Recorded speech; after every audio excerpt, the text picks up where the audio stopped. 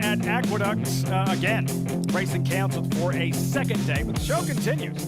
Oaklawn Park, Hot Springs, Arkansas. You're just in time for the late pick 5. And Sam Houston Race Park. Big night of racing in Houston. 6 stakes races. All eyes on Pauline's Pearl in the main event. 6-5 morning line favorite in the Houston Ladies Classic. Sun's out, things thawing. Welcome everyone to America's Day at the Races. As always, brought to you in part by America's Best Racing. For the love of the race, visit AmericasBestRacing.net today.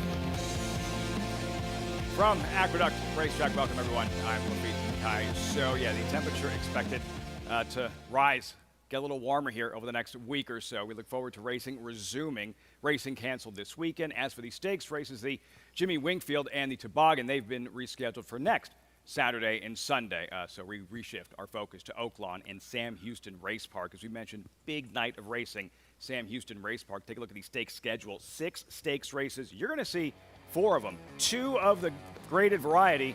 Main event, $400,000 Grade 3 Houston Ladies Classic, all coming your way over the next 3.5 hours that I get to spend with my friends and colleagues, Richie Migliori, Andy Serling. Andy, what do you think is being more exciting for our viewers, for you to talk about like the highlights of today's show or your journey? Just try to get into that seat this afternoon. We could probably spend quite a while discussing that. The coup de grace was the broken elevator after the 2-hour subway ride. But I'm here with you guys. I'm thrilled to see you too, and I'm looking forward to talking about the races, have a little fun. Glad you made it.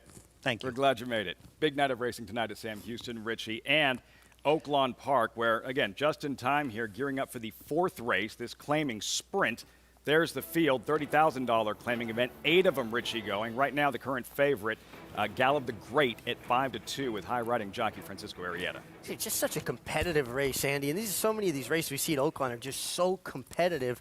And you've got very strong connections with the 3, Canadian Ginger, Robertino Diodoro, and David Cullen. I've been enjoying covering the Oaklawn racing. It's you know, it's all dirt racing, but I think we've seen some terrific racing.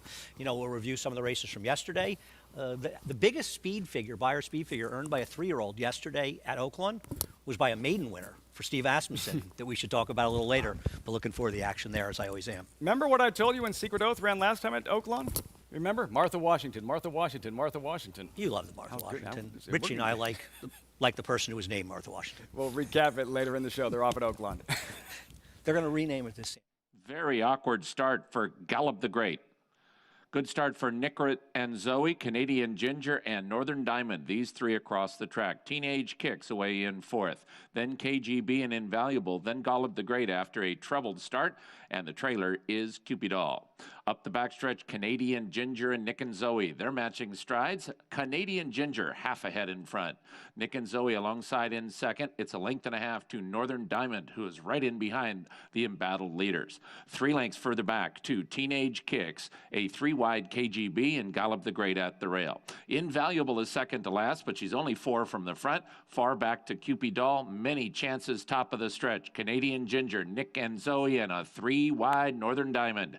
And here comes Northern Diamond outside with the momentum, and she joins Nick and Zoe as Canadian Ginger is dropped back. Gallup the Great is between horses. Teenage Kicks, KBG, and Invaluable. Many chances. Still Nick and Zoe leads. Nick and Zoe. Gallup the Great has moved up into second, and if she wins, she's way the best. Nick and Zoe. Gallup the Great second. Nick and Zoe. Gallup the Great. Nick and Zoe. Gallup the Great. Nick and Zoe. Nick and Zoe beat a desperately unlucky Gallup the Great, Invaluable, and Northern Diamond. Nick and Zoe just able to hold on, and a very unlucky runner-up here in Gallup the Great. Yeah, very unlucky, and just had to kind of work her way through traffic, was able to angle out, was gaining steadily, but the ageless wonder, John Court, still booting home winners. I'm envious. John Court. He's not that old. He's not as old as you. No, come on, he's older than me. Give me a break. I was waiting. Oldest jockey to ever ride in the Kentucky Derby, John Kenton Court. The winning ride in this one in the 4th race here at Oaklawn. Gallup the Great having to settle for second, 6-5-4-1 in the 4th race. Oaklawn Park, so often running with the live racing. It's all Oaklawn, Sam Houston this evening. We touched on some of these stakes racing, the 6 of them. 4 that you'll see during the course of the show, but the main event is the $400,000 Houston Ladies Classic. There is the field. Mile and a 16th, older fillies and mares. You have a field of 7. And Pauline's Pearl with Joel Rosario, Superstar Connection, Stone Street, Steve Asmussen, Rosario, Pauline's Pearl, winner at Zia Park, and on paper, the one to beat coming into this one. I mean, this is a race that's been won by horses like Midnight Bisou. Last year, Latruska won it on the way to her going to be a championship season. Pauline's Pearl's got a long way to go to be horses like that. What she has going for her is her best buyer speed figure ever was her last race. I'm a little bit skeptical overall, but she is way the horse to beat. She's got to probably contend with an Arkansas bred as maybe the main competition. I think it's a really good race, but this is a living proof. If you put up the purse money, 400,000, they will come. I agree. It's been an interesting, they've really tried to find a race that they could sort of fit into maybe an opening on the calendar, and this is the race they came up with. And considering some of the names have been in the past, they've obviously done a good job. And Pauline's Pearl's a funny horse because I'm sure some of you guys remember Hot Dixie Chick, the dam. I think around Derby week she may have set a track record, but going very short, and yet she's produced this foal, who's really a better distance horse. She was a Grade 1 winner at Saratoga. I feel like she won the spin-away, right? I believe, about 10, 12 She was fast. years ago. So an all-star cast, some of the horses that have won that Houston Ladies Classic.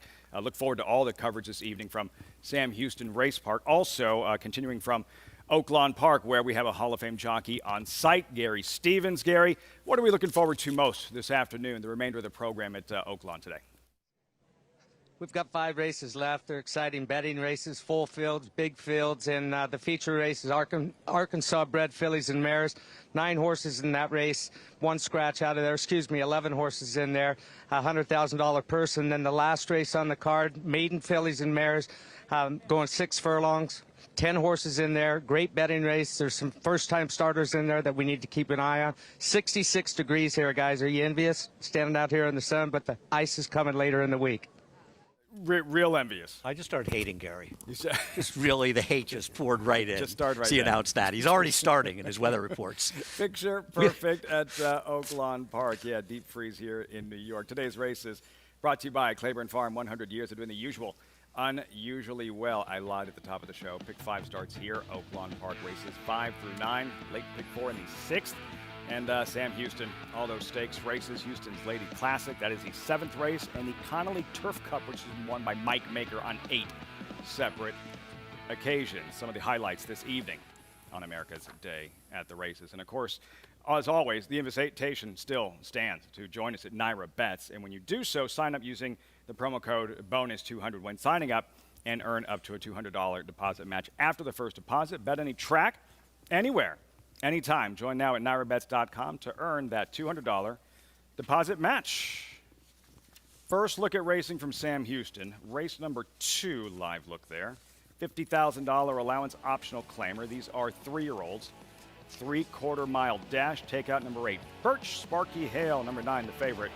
3-2. That's next. Second race from Sam Houston Race Park. Just getting started on America's Day at the Races. When we come back, it's good to be in demand. Spends a lot of time in airports, though. Joel Rosario, from Arkansas to Florida to Texas. Johnny Cash fans, he is everywhere, man. Joel Rosario, star jockey on the brink of perhaps his first Eclipse Award.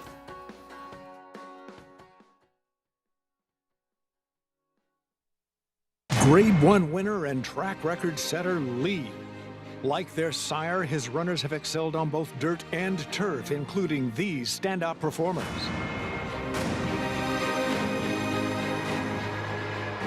Leading by 3, Gibberish and Dylan Davis. Out of a Galileo mare, this dual surface star has sired juvenile stakes winners on both dirt and turf. Lee, standing at Claiborne Farm.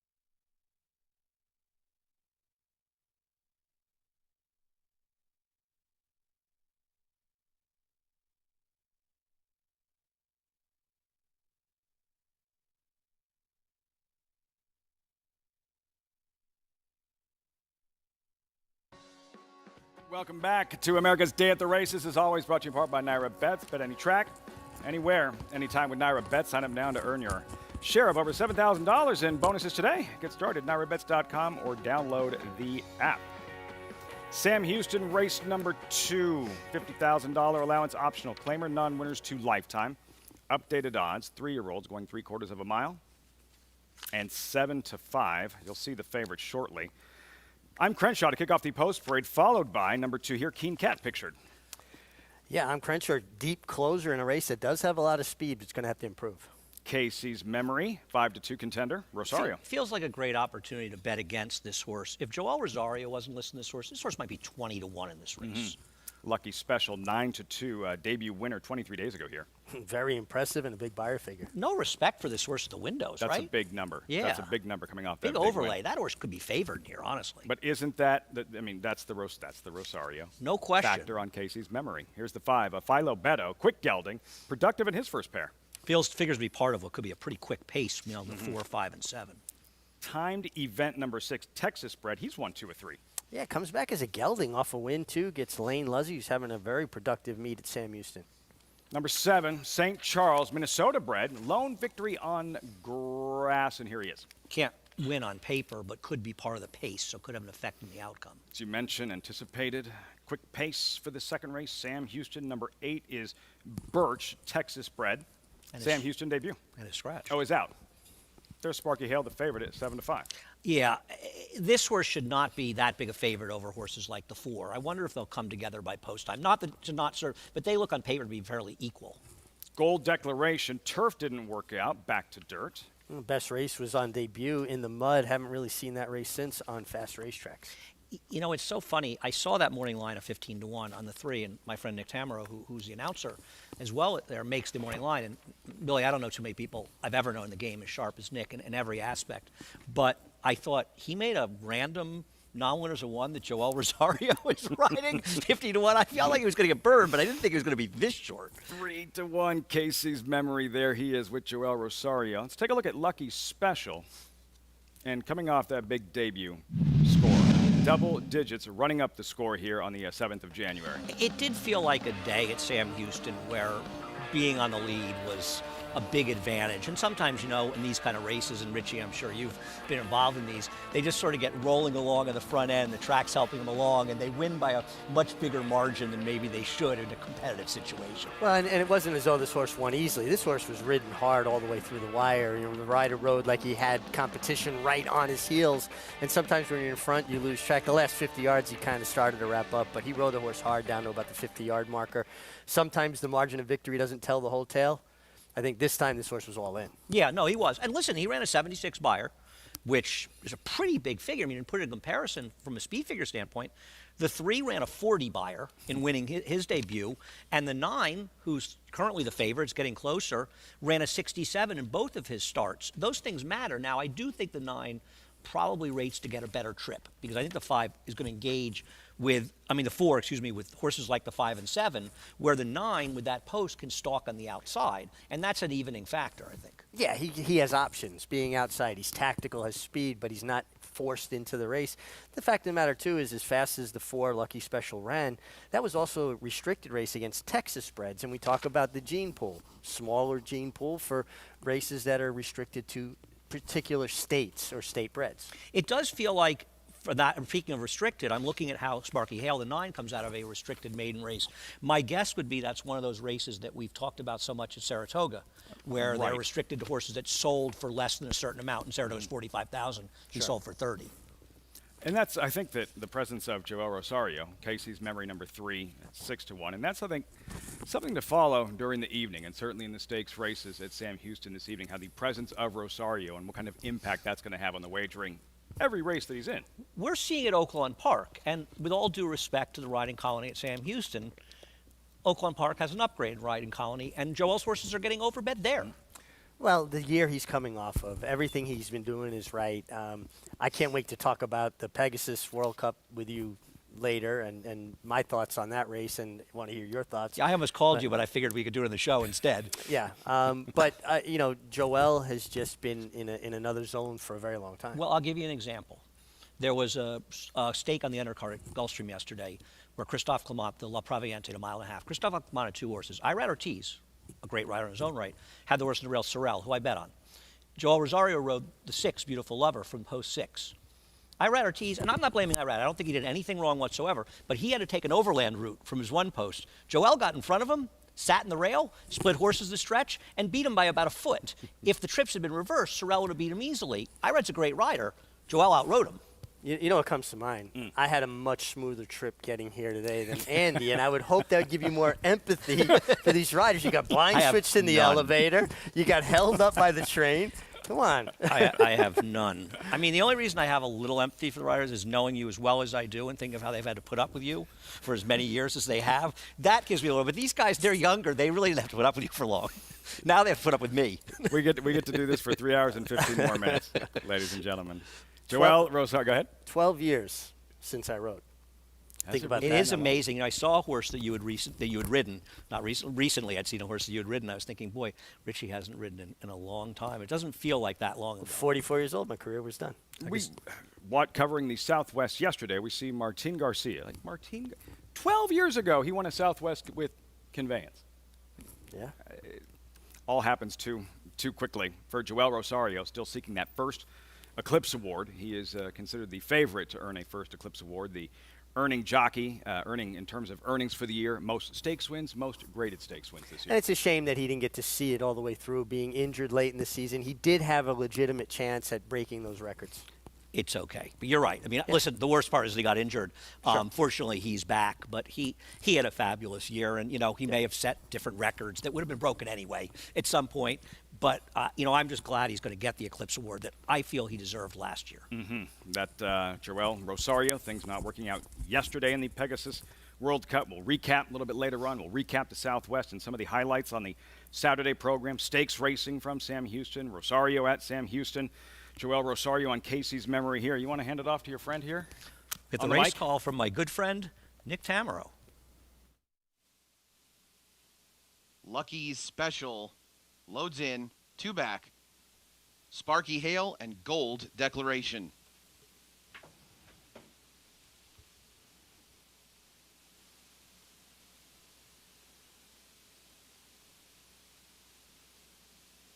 Gold Declaration, the 9th and last to load.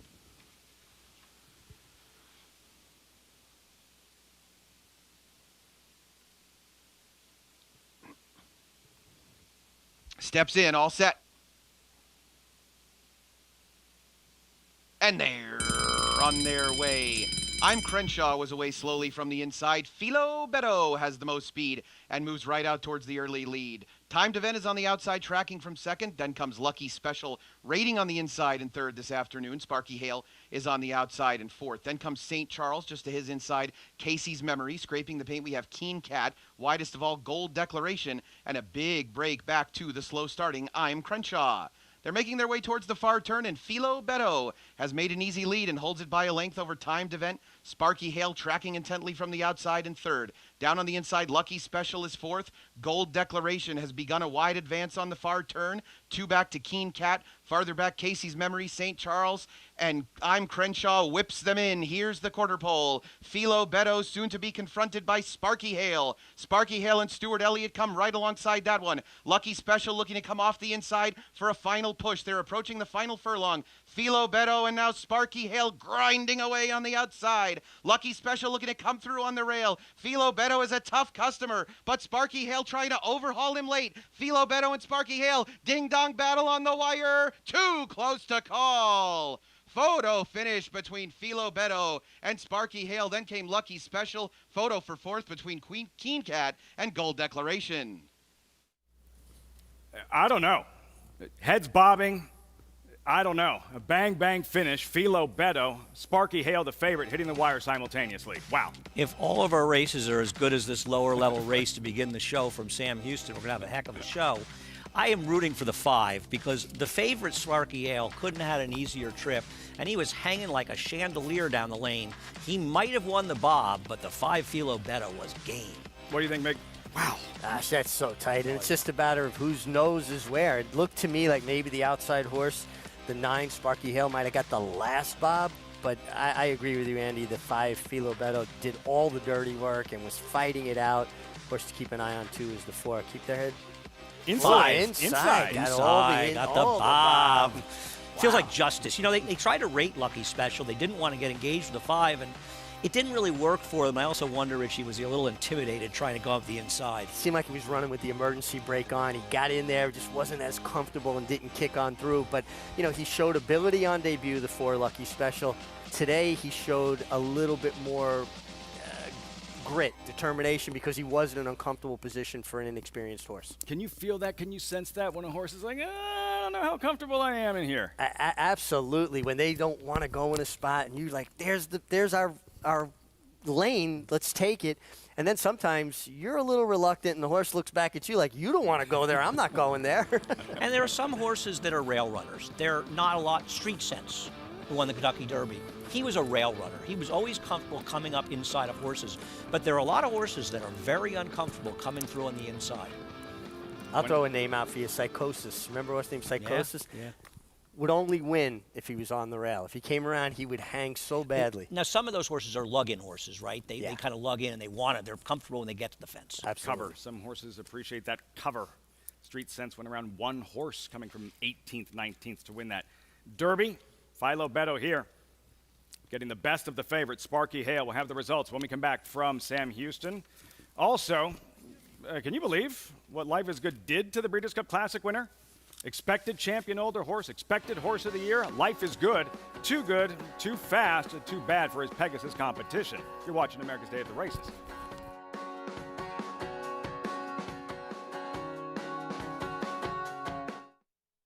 Spun to Run. In the Breeders' Cup Dirt Mile, he defeated a loaded field that included multiple Grade 1 winners Omaha Beach and Improbable. His brilliant speed figures were among the fastest of any 3-year-old at a mile or more. And he hails from the legendary Danzig sire line. Multiple graded stakes winner, millionaire, Breeders' Cup champion, Spun to Run, standing at Gainesway.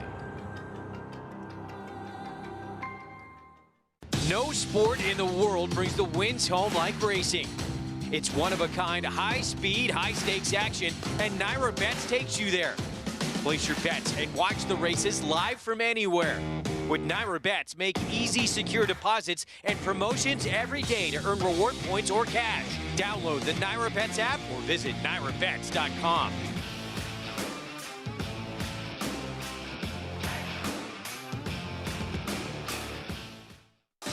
Run Happy, the #1 second crop sire by graded stakes winners and earnings.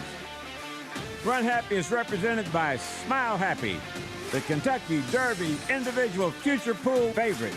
A leading dirt sire and now with an exciting Kentucky Derby hopeful. Call Bernie Sams now and book your mare to Eclipse champion Run Happy right now. Run Happy standing in stall 1 at Claiborne Farm.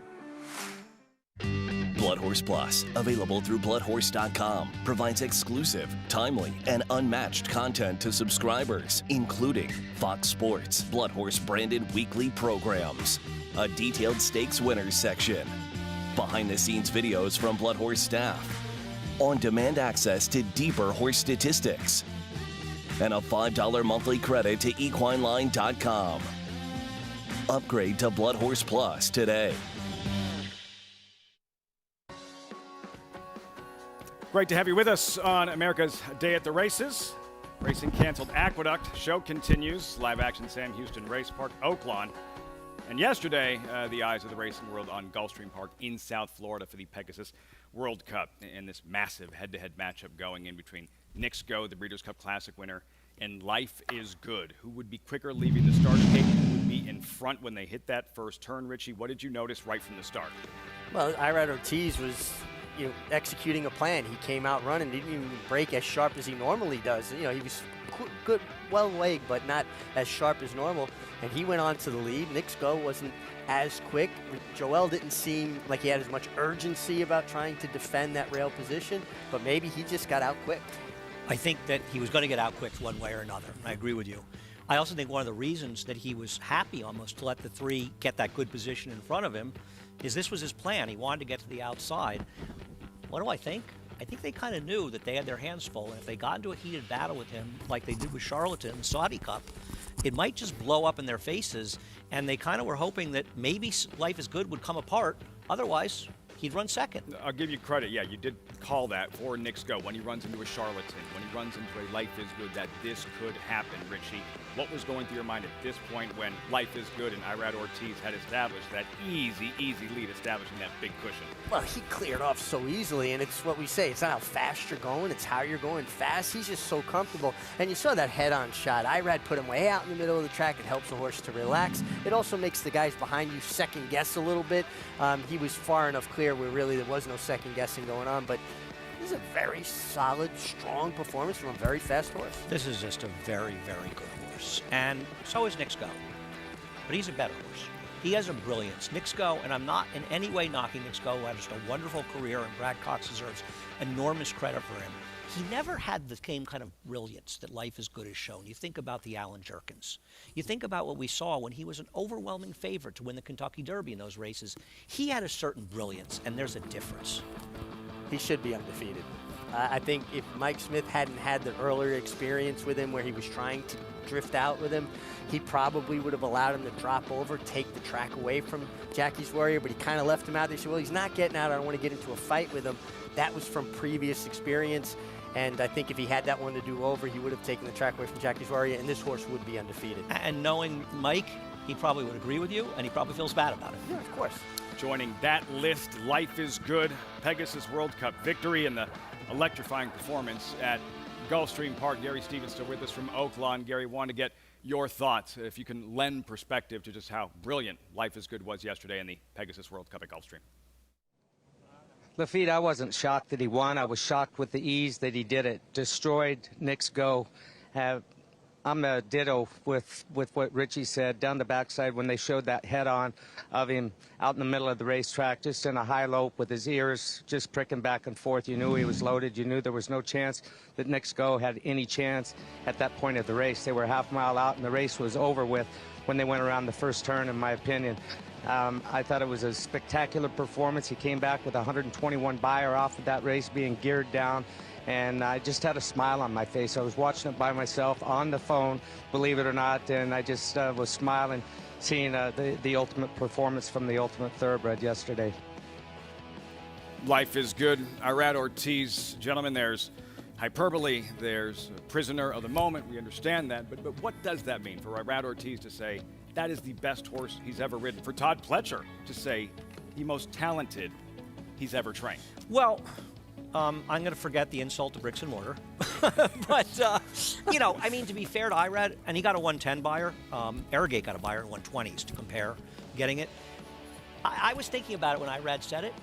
I think it may be true. I don't know how many really fast horses Irad has ridden. Can you? I mean, Questing, I think one of his first grade one First grade one. may have run a 110 buyer when she won the CCA Oaks. But from Todd Pletcher.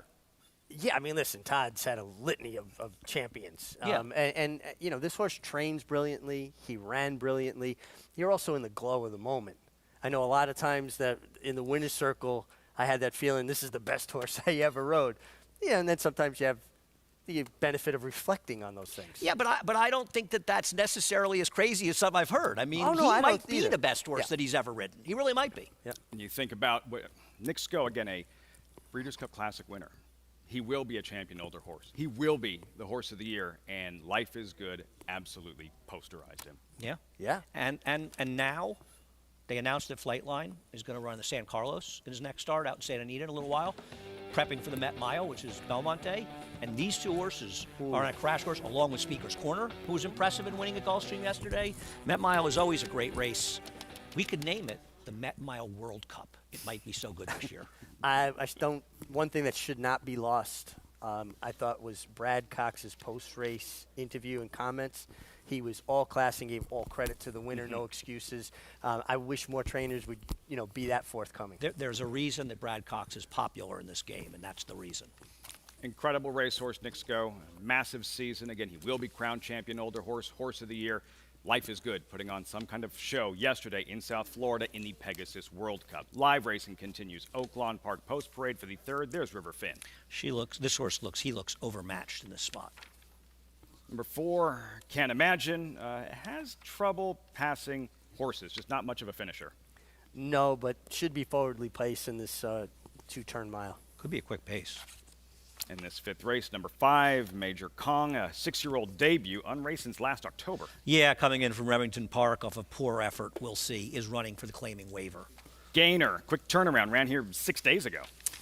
And this is a horse that showed absolutely no speed last time.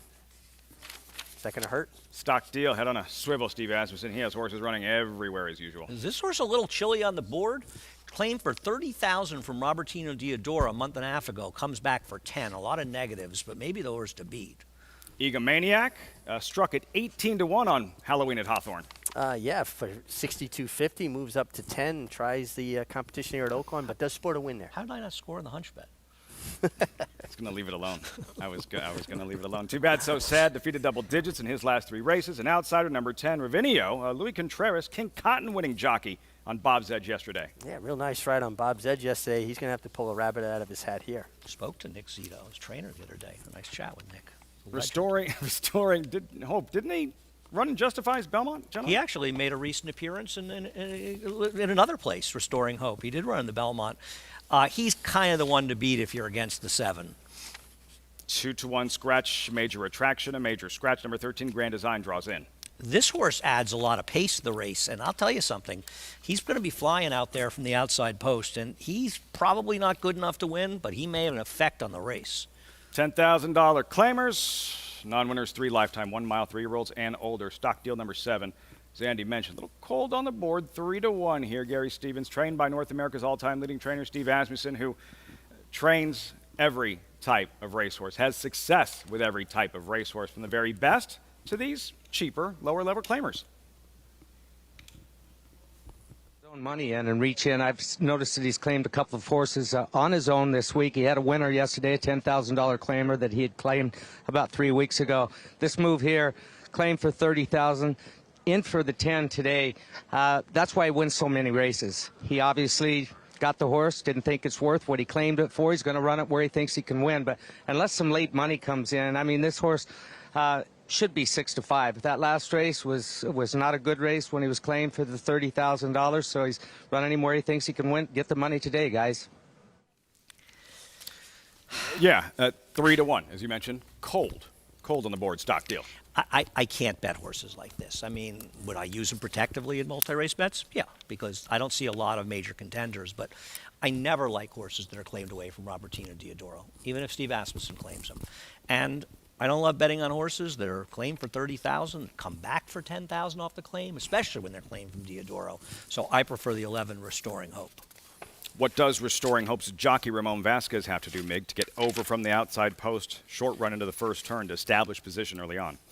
Well, he's got to come out forward. You think the 13 Grand Design should show speed. He's probably going to clear you, but let him blaze the trail. Come out forward, let him slide over, and follow his path. He kind of brings you a little into the race, honestly, in the 3 and 4. And as you say, the more speed, the better for a horse like this, because it creates that separation. If he gets some separation, then he can tuck in a bit in the Easier first to turn. find your way towards the inside, not be hung out so More much. strung out as opposed to Absolutely. packed in traffic. So, yeah, watch Restoring Hope, who is the favorite towards the outside, number 11, Ramon Vasquez. The post-time favorite, as we are all set for this late pick 5. Post-time for the 5th, live from Oaklawn. Here's Vic Stauffer.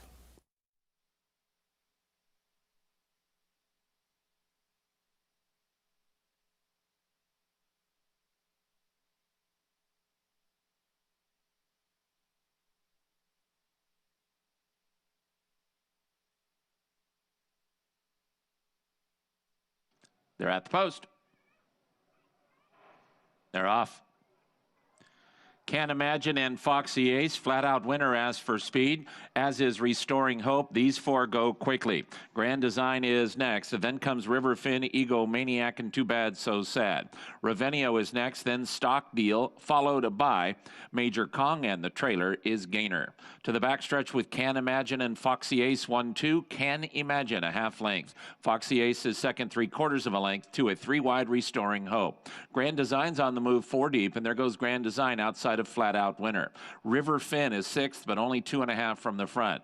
3 back, 2. Too Bad, So Sad, Stock Deal at the Rail, and Egomaniac. Ravenio has about 7 lengths to make up, and he's 2 in front of the 2 trailers, Gainer and Major Kong. Midway on the backstretch, finish line is the 16th pole, and Can Imagine is the leader. Can Imagine from Restoring Hope, who is in good striking position now in second. To the outside, Grand Design, Flat Out Winner between horses, and Foxy Ace still there at the rail, 2 from the front. River Finn has 3.5 lengths to make up. Ravenio is moving midfield. He's 4 from the lead. Then comes Gainer from the back of the pack, and Stock Deal Restoring Hope at the throat latch of Can Imagine. Can Imagine just ahead in front of Restoring Hope in second. Foxy Ace stays at the rail in third, and All In River Finn is fourth. Ravenio 6 wide in fifth. Top of the stretch, Can Imagine and Restoring Hope. Restoring Hope is outside. Can Imagine is inside. They are matching strides. Flat Out Winner's got a chance too in the center. And here comes Flat Out Winner moving strongly. Restoring Hope, Can Imagine, Flat Out Winner. These 3 come to the wire. Can Imagine, Flat Out Winner. They're right together. Maybe Flat Out Winner over Can Imagine. It's very close. Restoring Hope and Foxy Ace. How many of these races are we going to see today? That thriller at Sam Houston earlier, and another tight finish with Can Imagine, who repels the charge of Restoring Hope, the favorite. But then here comes Flat Out Winner to the outside closing. This will be a tough beat for the inside horse. He held off a sort of hanging Restoring Hope, but might have gotten nailed in the last jump, Richard? I don't know. I think the inside got it. Inside got it, I thought for sure. I thought that the first time. Yeah. Then the announcer called it the other way. Yeah, Vic Stouffer's call kind of had me second-guessing myself because of the shadow there. But I tell you what, really good job by Kelsey Harding. Kind of nursed his horse along, made the lead, but didn't go all in. Was always saving a little something for an answer. The 11 horse had no excuses, and I held off the 2 Flat Out Winner. It looked like when he finally got away from horses, kind of leveled off. Normally, you don't want that high head carriage. Will work against horses in tight finishes. When heads start to bob, Can't Imagine.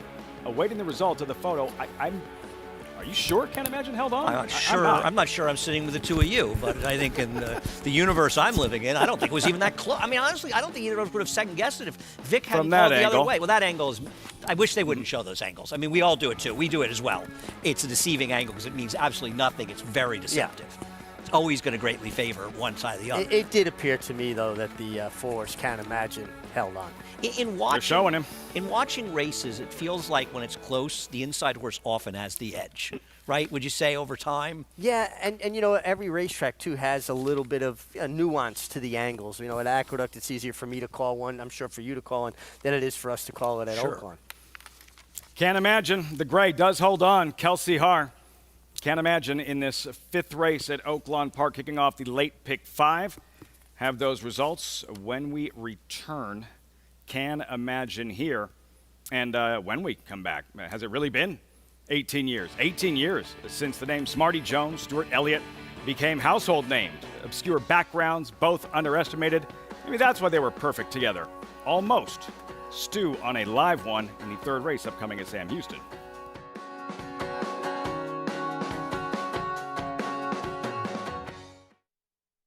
Magic's in front. Good Magic pulls away from Solomini. Good Magic's gonna win his first race, and he's gonna do it in the Breeders' Cup Juvenile. Good Magic to the front of the field in the Toyota Bluegrass to win it. The champ is back. Good Magic in a good-looking performance. 800,000, 75, 875, 8.5. Pete, 775,000. Thank you.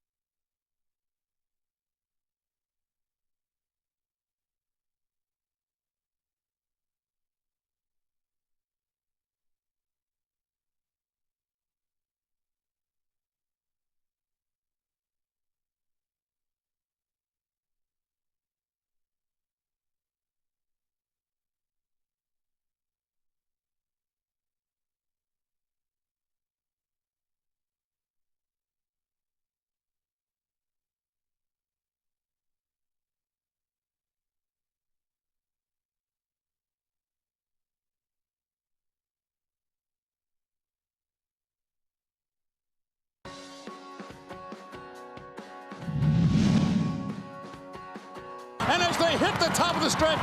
Smarty Jones has taken the lead. It is Smarty Jones in front. Lionheart doing his best, but he's second. Rock Hard 10 is third as they come into the final furlong of the 129th pace net, and it is Smarty Jones. He's pulling away. He's pulling away to win impressively here.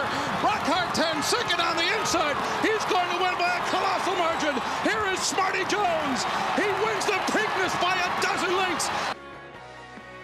Still get chills. Sitting next to you guys right now, watching that again, hearing that call, I still get chills.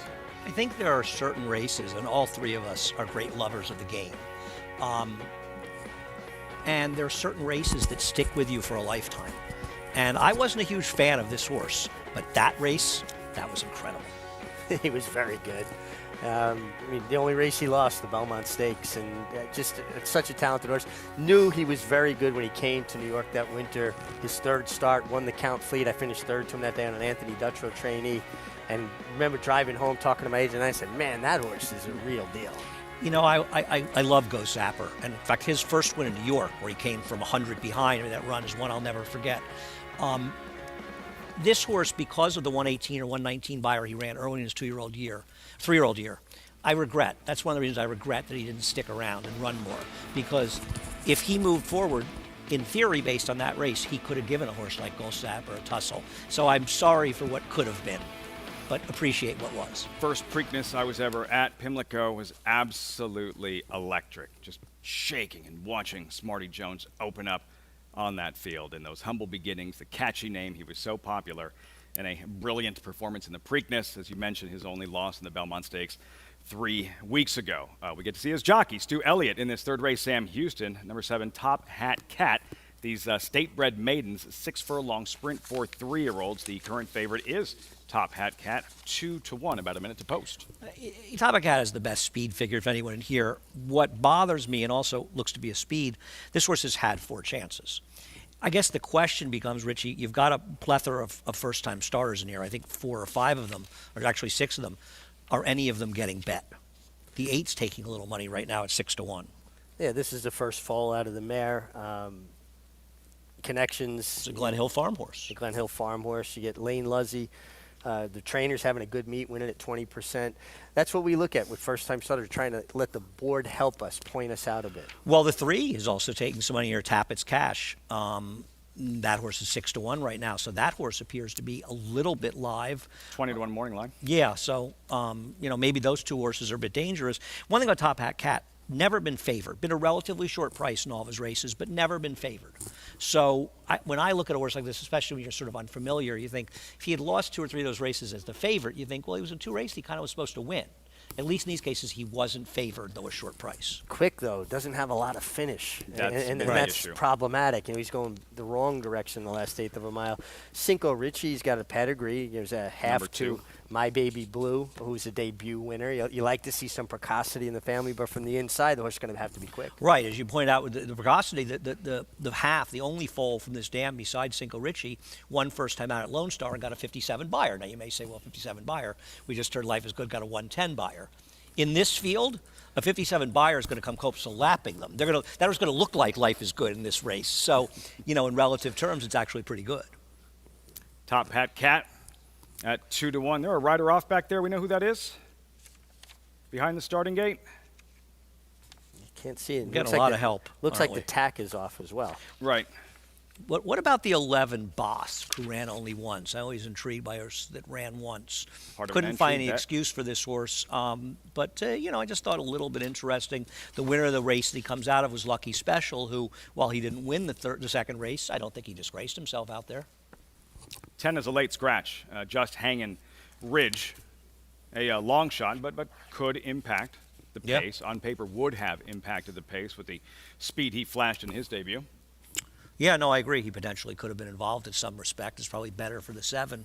And, it's not like the first there's any of them. I guess the 8 just took a drop down from 6-1 to 5-1.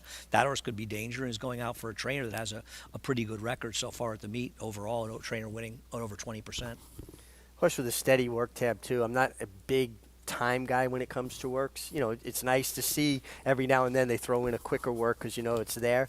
But I'm more about how spaced the works are and if they're steady. Well, I think that's why workout reports have become so prevalent.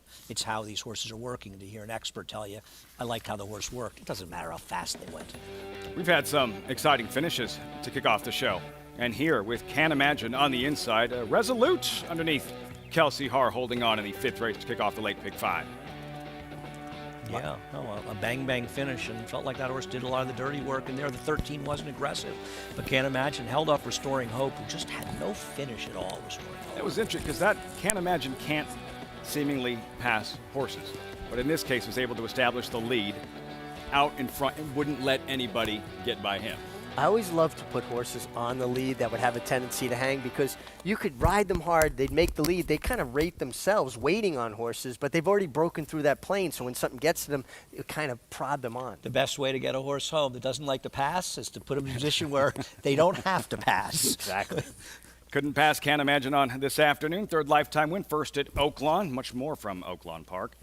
Sam Houston this evening, the 6 stakes races, you will see 4 of them. 2 graded stakes races, Houston's Lady Classic, $400,000 purse, the Connolly as well at 1.5 miles. All that coming your way on America's Day at the races. Here we had a late scratch. Number 10 is out, Just Hangin' Ridge.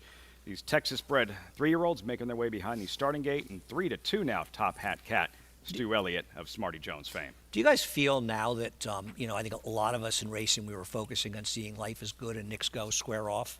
Sort of now that that race is in the rearview mirror, the focus is really going to be pretty much on the 3-year-olds. Absolutely. And we're going to start getting the bigger races run, whether they're being run at Oaklawn, down at Gulfstream. Here, our Withers is coming up, a big field, 10 or 11 Slades running that race. Yep. Could be some nice horses in there. I think the Holy Bull is next Holy week. Bull, Gulfstream, and Robert Lewis. The horse who won the Remsen is supposed to be in there for Todd Pleasure's Donegal, the Donegal horse.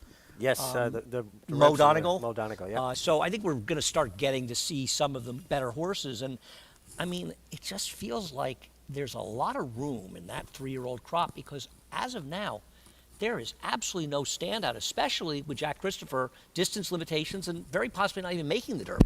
Yeah, he's under the gun, time-wise. Everything's going to have to fall perfect for him to even get a spot in the starting gate for the Derby. He's obviously super talented young horse. I like watching him develop over this period of time. I always talk about it. It's like high school athletes developing. The best athlete starting high school, not always the best athlete coming out of high school, and then they become college athletes and they continue to develop. They're just adolescents at this point. And you're going to see horses that, may have impressed you sort of earlier in their careers not go on. Listen, I don't mean this is a knock. Echo Zulu has been brilliant. I think we finally saw a horse yesterday that could be a challenger to her, but it's a big mountain to climb. But until Echo Zulu runs, Secret Oath. I know we're going to talk about her on the show later. Echo Zulu, until she runs as a 3-year-old, has she stepped forward? There's always that moment of trepidation when a brilliant 2-year-old gets in the starting gate for the first time as a 3-year-old. You know who they were. Who are they now? Look at last year. Vequist, who looked so terrific as a 2-year-old. She ran once. She couldn't run at all. She never ran again. We saw it with Jaywalk. A very similar situation. Won the Breeders' Cup, looked terrific. Sometimes they go on, and sometimes horses will take charge. A horse that, only idiots like me bet him in the Derby, but he, just completely came into his own at Saratoga. Well, and they develop at different stages. Some horses are the best they're going to be at 2, and they don't continue to develop. They're Mohaymen. Mohaymen was a very, very good 2-year-old. Just never got better. Well, it's like the kid that's already, shaving going to high school. He's already developed. I always hated that kid. Hated them, Recap yesterday. I didn't start shaving until I was 40. Martha Washington and, of course, the Southwest and keep preps leading up to the Fantasy and the Arkansas Derby at Oaklawn Park. Here at Sam Houston, we have Texas-bred 3-year-olds sprinting maidens 6 furlongs. Tamaro standing by with the call post time for the 3rd live from Sam Houston. Blue and Bodymore Heath.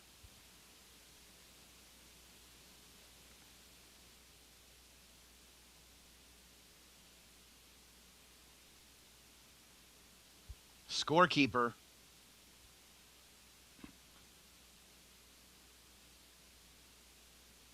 Next up will be Big Bad Dawn.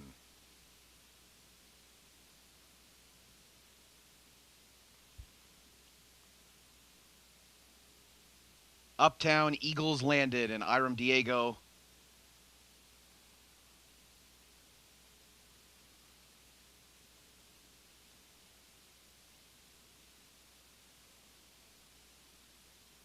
Uptown Eagles Landed. Steps in.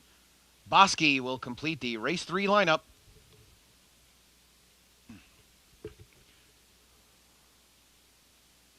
Up and in. All set. And they're on their way. Bodymore Heath and Red, Wit, and Blue were pinched back after the start. Top Hat Cat has speed. Down on the inside, Cinco Richie is also out quickly. Tappett's Cash the Gray's in the mix. Scorekeeper is also up there battling away. Uptown Eagles Landed and Big Bad Don are in close attendance of the early scramble. It's 2 lengths then back to Klimko. Farther back, Bosky to the outside of Bodymore Heath. 5 lengths back to the trailers, Red, Wit, and Blue, and Super Liaison. They knocked off a quarter in 21.9 into the far turn. Cinco Richie, a short lead from Tappett's Cash. 3 wide, we have Scorekeeper. 2 back to Top Hat Cat. Ridden hard to stay within range. Uptown Eagles Landed has a box seat waiting to go from 5th. 3 lengths to Klimko. Bosky gathering momentum. Farther back, Bodymore Heath and Red, Wit, and Blue. Here's the quarter pole. Top Hat Cat targeting Scorekeeper inside the final 2 furlongs. And off the turn, Top Hat Cat assumes command. Top Hat Cat and Stuart Elliott set sail for home. Bosky, the widest, trying to run them down for second. Klimko also getting to Scorekeeper late. Top Hat Cat into the final 100 yards in front by 3. Top Hat Cat, Klimko, Scorekeeper, Top Hat Cat, Klimko with a late charge. The wire's coming fast and in time. Klimko was second, then came Scorekeeper, Bosky, Tappett's Cash, Cinco Richie, Red, Wit, and Blue, Uptown Eagles Landed, Bodymore Heath, Super Liaison, and Big Bad Don. Klimko made it interesting late, but Top Hat Cat, right on cue, Stu Elliott, is able to graduate in his 5th career start for Steve Asmussen. It's never bad to have a horse sitting behind a 3-horse speed duel, Richie. Perfect trip. Yeah, and this is the first time this horse actually rated a little bit behind the pace instead of being a part of that pace. Broke sharply, but then Stuart Elliott was patient. The 8, Klimko, ran extremely well. Kind of ran in stops and starts. Started making a run around the turn. Looked like he got lost a little bit and then settled and finished a little bit more again late. Promising debut for him, but Top Hat Cat got the right trip in the right field. And Scorekeeper didn't run badly for 3rd when you consider how badly that pace fell apart. Gallop out guy, Andy?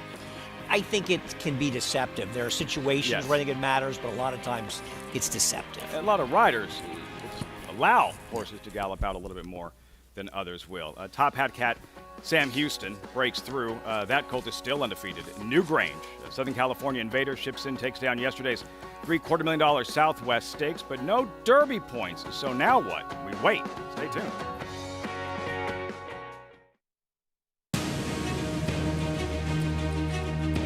Precocity. Strategic speed. Some speed at 2, but can carry it on through their later careers. Improbable, full of run. Improbable, now a Grade 1 winner. It is a complete runaway, an authoritative run. It's Improbable to win the Whitney.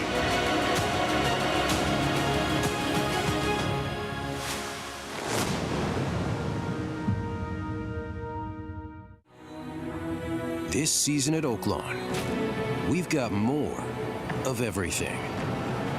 More of the top thoroughbreds in the world. More days of live racing. And the largest purses in our history.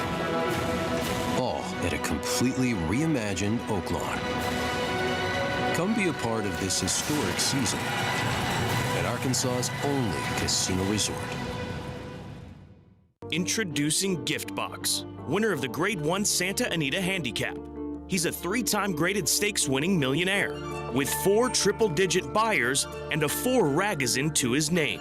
He proved himself early as a graded stakes place 2-year-old, and now his career as a stallion is just getting started. From the first crop of the leading sire Twirling Candy out of a multiple graded stakes producing mare.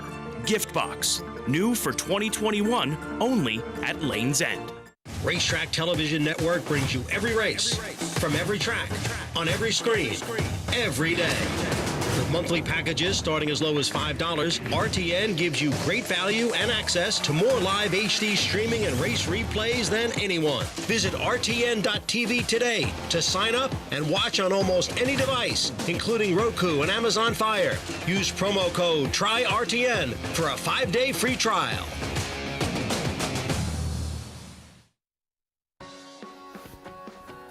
Welcome back to America's Day at the Races. As always, brought to you in part by Run Happy. Champion sprinter race medication-free stands in stall 1 at legendary Claiborne Farm.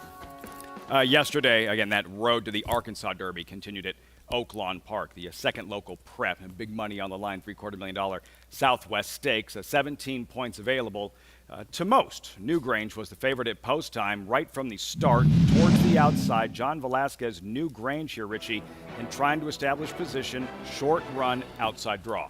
And one of the things that Johnny Velasquez has always done well, gets his position going forward, comes out running, makes sure that he forces the horses that want to commit to the inside, Andy, that they go ahead and commit. He's caught a bit wide the entire race, 3 to 4 wide the entire race, but a relentless kind of horse, a grinder, just kept at it. I thought it was a very odd effort by him, and a good one. I don't mean that in a negative way. I do wonder if the outside wasn't a bad place to be a little bit there, but there were a couple of points in the race where it looked like he was back into the field. There was one in the backstretch where it looked like he was, and on the turn he was. In fact, I bet the one who's coming through on the inside, what a great ride from John Court, and just wasn't good enough. I was shocked when it was the 10 who was going. I said, who is that?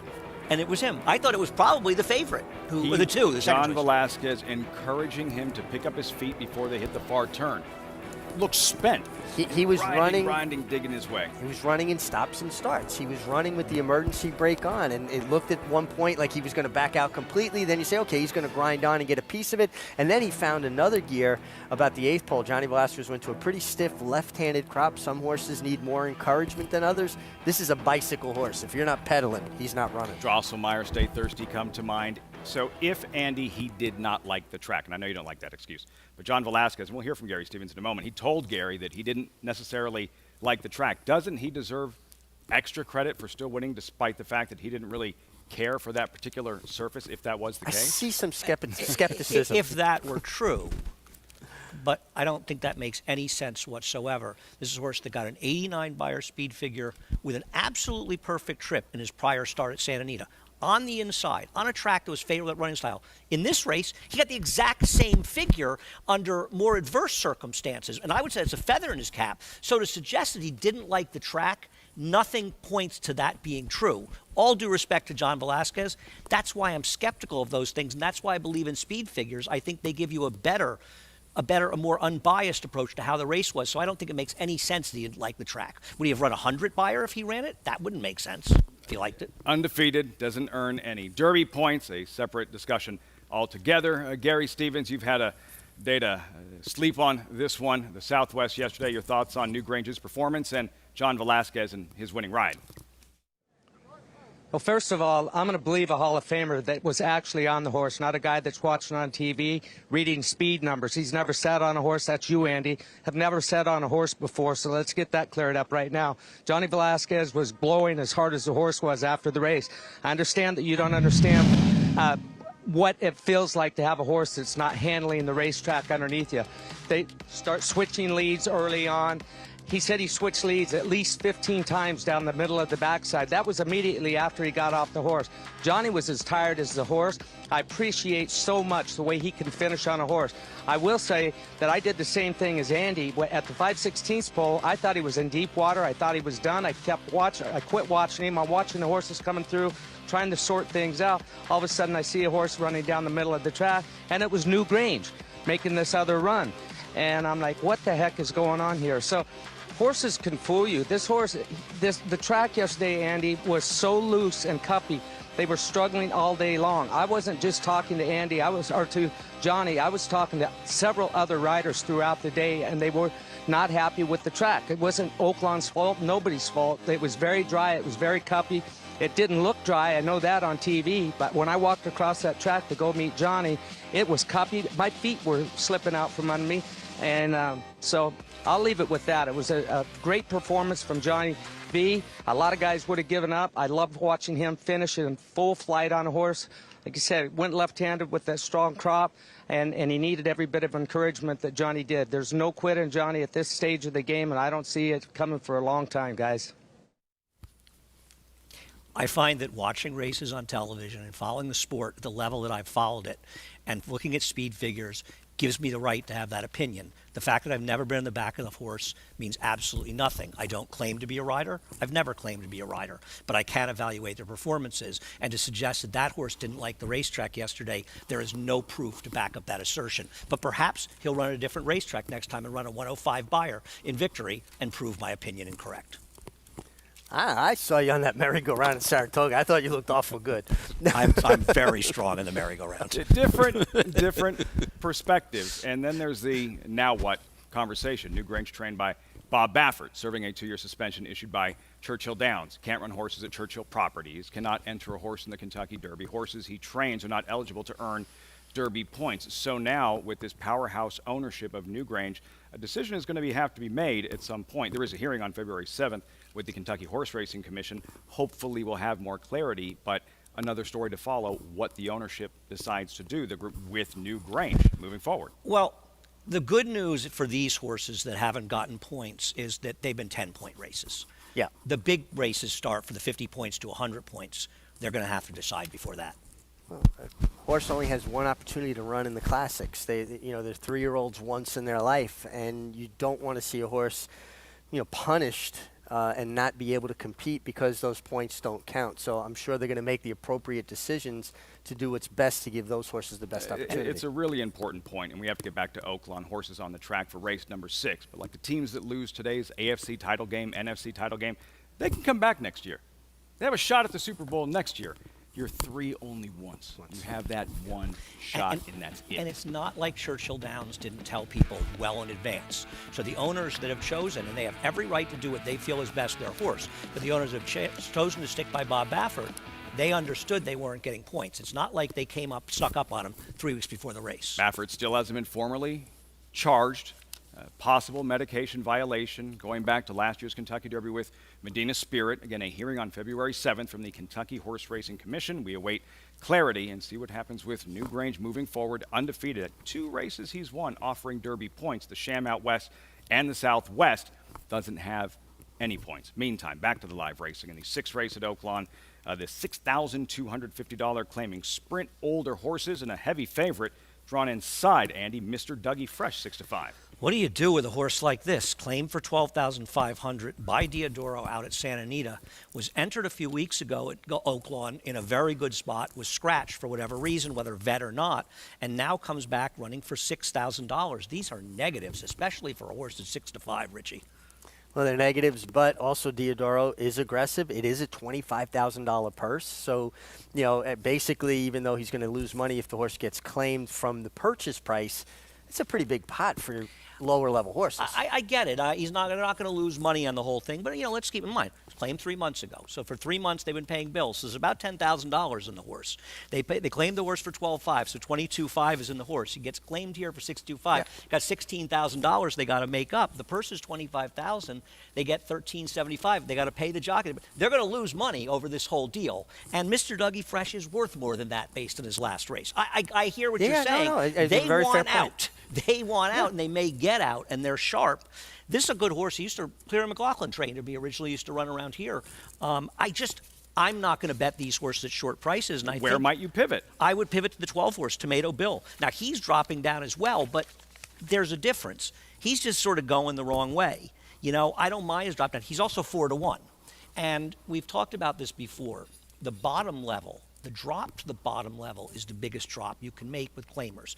Because if you're running for $12,000, you're running against horses valued at $12,000. If you're running for $10,000, they're valued at $10,000. When you get down to the bottom level, whatever it is, in this case $625,000, those horses are worth $0 to $6,000 effectively. Yeah. So you're running against a lot of horses that really aren't worth much. That's why that drop is even more significant. It's a good point.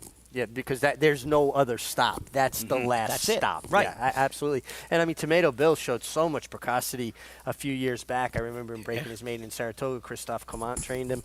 He gets a good outside draw horse with tactical speed, and he's not forced into the race. Yeah, look, you can look through fields of race like this, and you bring up Tomato Bill. It just shows how tough the game can be. Broke his maiden at Saratoga. Everybody wants to break a maiden as a 2-year-old in Saratoga, and now he's running at the lower level race. Tomato Bill still looking at the favorite, Mr. Dougie Fresh. And jockey David Cohen In the recap of the Southwest, we had Dash Attack highlighted. He was undefeated, just like Newsgrange going in. 2 for 2, Smarty Jones winner. Came up short yesterday. Advanced on the turn like he was poised to make a run and just flattened out late. Well, was he better on a wet track?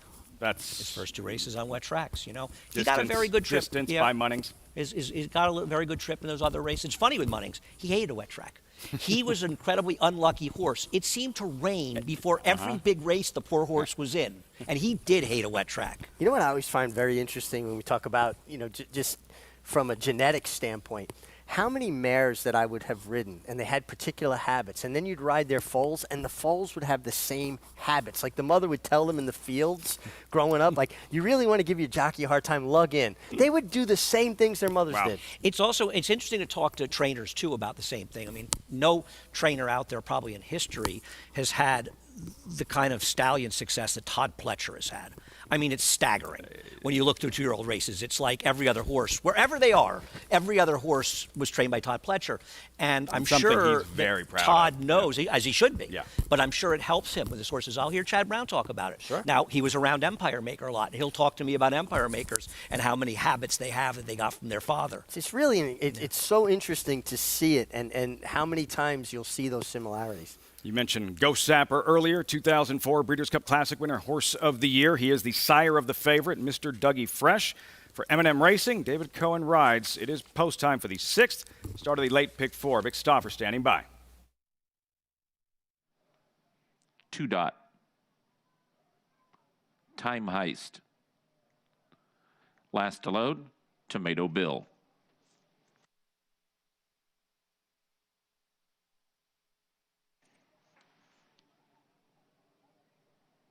They're at the post.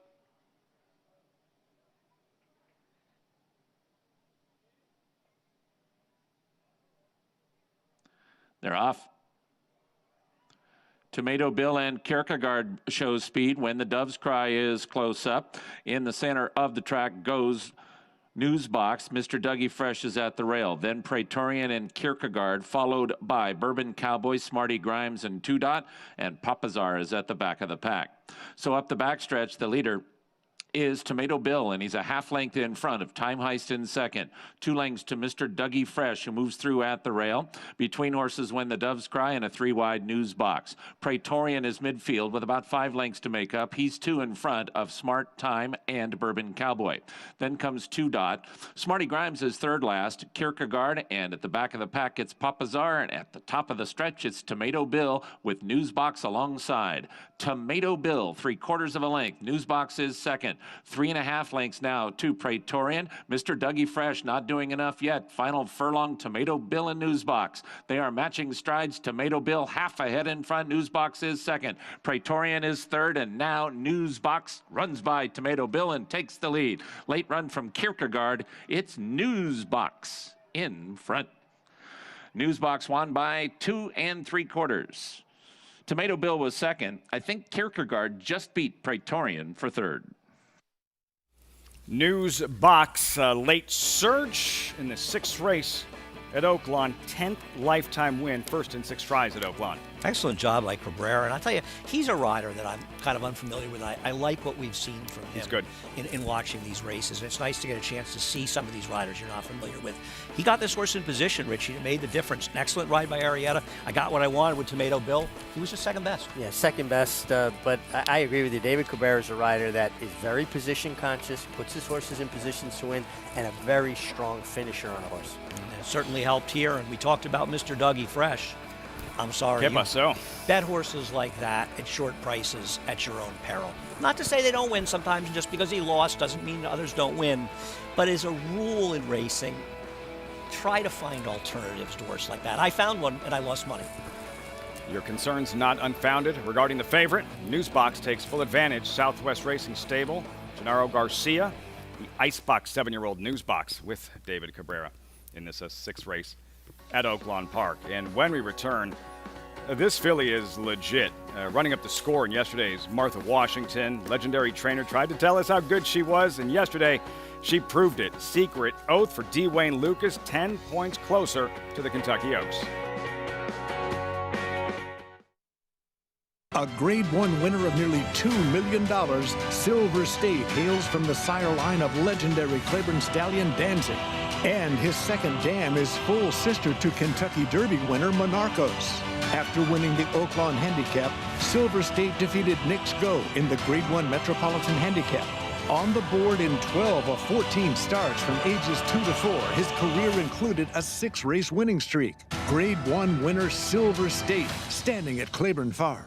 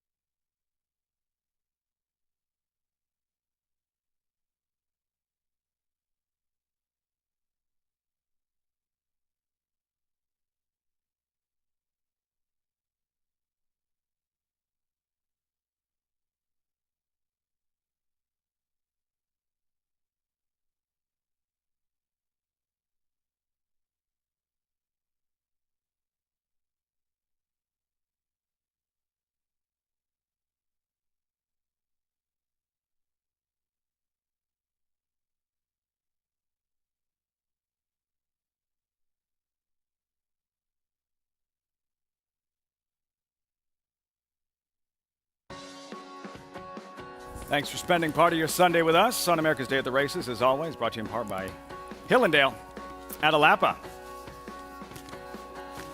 Moments ago, 6-race Oaklawn, David Cabrera at Newsbox, $17.80 for your would-be $2 investment.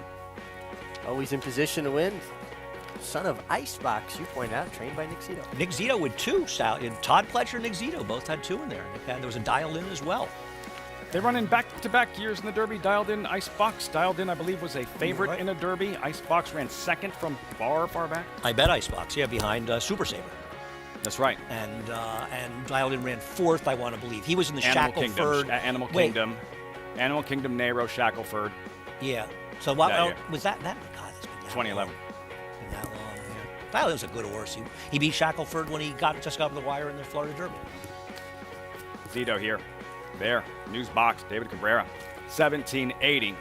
And while we look ahead to the Derby and the boys in the Southwest, earlier in the program, the Martha Washington, moving towards the Fantasy, the most celebrated 3-year-old race, 3-year-old fillies at Oaklawn. The Martha Washington going in, and this was an absolute blowout for the filly trained by D. Wayne Lucas. Secret Oath, in front, in command, and obliterates this field.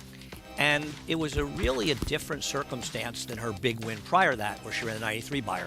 She got a supersonic pace, very heavily contested pace. So it was a race that collapsed. So you could argue maybe it made her look better than she was. And I think that was one of the things you were waiting to see. How would she do in a more realistic spot? This was a very slow pace. If you look at the paces of the other 4 mile and 16th races, particularly the Southwest, they were much, much faster paces. So her time, she came back 2/5 of a second slower than the winner of the Southwest. But the reason I spoke to Randy Moss, who makes the Buyer figures, that he made the figure just 1 point below the Newgrange, was that she had a much slower pace, so he elevated the figure a little bit. That's why. But I think the fact that she was able to run as well as she did behind a slow pace is a big feather in her cap. Because of the slow pace, too, she had to make a more long, extended kind of run. And for a horse to make a longer run like that speaks to their ability to get more distance, the air they get, very efficient stride, that arrogate kind of downhill way of running. I thought this was very impressive. And a very fast final 16th of a mile, too, which bodes well for her going further. Gary Stevens, you want to pair Kentucky Derbies for trainer D. Wayne Lucas. What were your thoughts on this filly yesterday, Secret Oath, and what she did at Oaklawn Park and how good you think she'll be moving forward. Oh, I think she's a very, very good filly. And I can tell you this, if it was back in the day, Wayne would be considering the Kentucky Derby right now. Now, these fillies running against fillies, they're not earning any points for the Kentucky Derby. They're earning Oaks points right now. So I'm looking clear towards Saratoga. And I'm thinking if this filly keeps doing what she's doing to her company right now, she's going to face much tougher in the future. But in saying that, when we get to Saratoga, don't be surprised if the coach doesn't point her for the Travers and try and beat the boys there. It's not against him to do that, you know, guys. He has a license to do it. Won his first Derby with you in the saddle, winning colors, the filly beating the boys back in 1988. But Lucas said all along, he trained her mother as well, absent-minded. She was a 2-time Bayakoa winner, 3-time stakes winner at Oaklawn. After her last start, Lucas said she's better than her mother. And absent-minded was a West Rock, I think a Joe Ford horse, actually, that ran. She's good, this horse. Yeah. She's very good. As the distances go, that was a mile and a 16th, mile and an eighth. Do you think she'll be as effective moving forward? And it's always a gauge as the distances go on and which young prospects are going to thrive as they have to run a little bit farther. I think it points it out, the way she finished and the way she was able to make a long, extended run. Most horses have about a quarter of a mile run. Very good horses, a little bit longer, 3/8. She basically 3.5 furlongs. She just kept at it. She put it into gear, into the far turn, and continued to the wire. And her legs were up underneath her. Sometimes horses win by long distances, but their stride isn't as solid. They deteriorate a little bit. It's just everybody else is struggling behind them. Her stride did not deteriorate. Her legs were still under her through the wire. She'll go further. Yeah, I mean, you know, Wayne won't skip any dances. You're going to see this filly runs. One of the things we like about Wayne Lucas, he runs his horses, and she's a good one. The game's just better when Wayne Lucas is a really good young developing. Yes, the game changes. We miss when Wayne's not involved. We miss Nick Zito not being involved. You know, they're not just great, successful trainers. They're also really entertaining guys. Wayne Lucas with Secret Oath. The Honeybee is next. And finally, the Fantasy offering the big points, the road to the Kentucky Oaks through Hot Springs. Secret Oath, sensational yesterday at Oaklawn Park in the Martha Washington. Shifting back to Sam Houston, stakes racing gets started in the 5th race. 4th race here. Field and updated odds. We do have a post-parade Texas bred allowance, but a restriction. Non-winners to lifetime. Take out 1 and 3.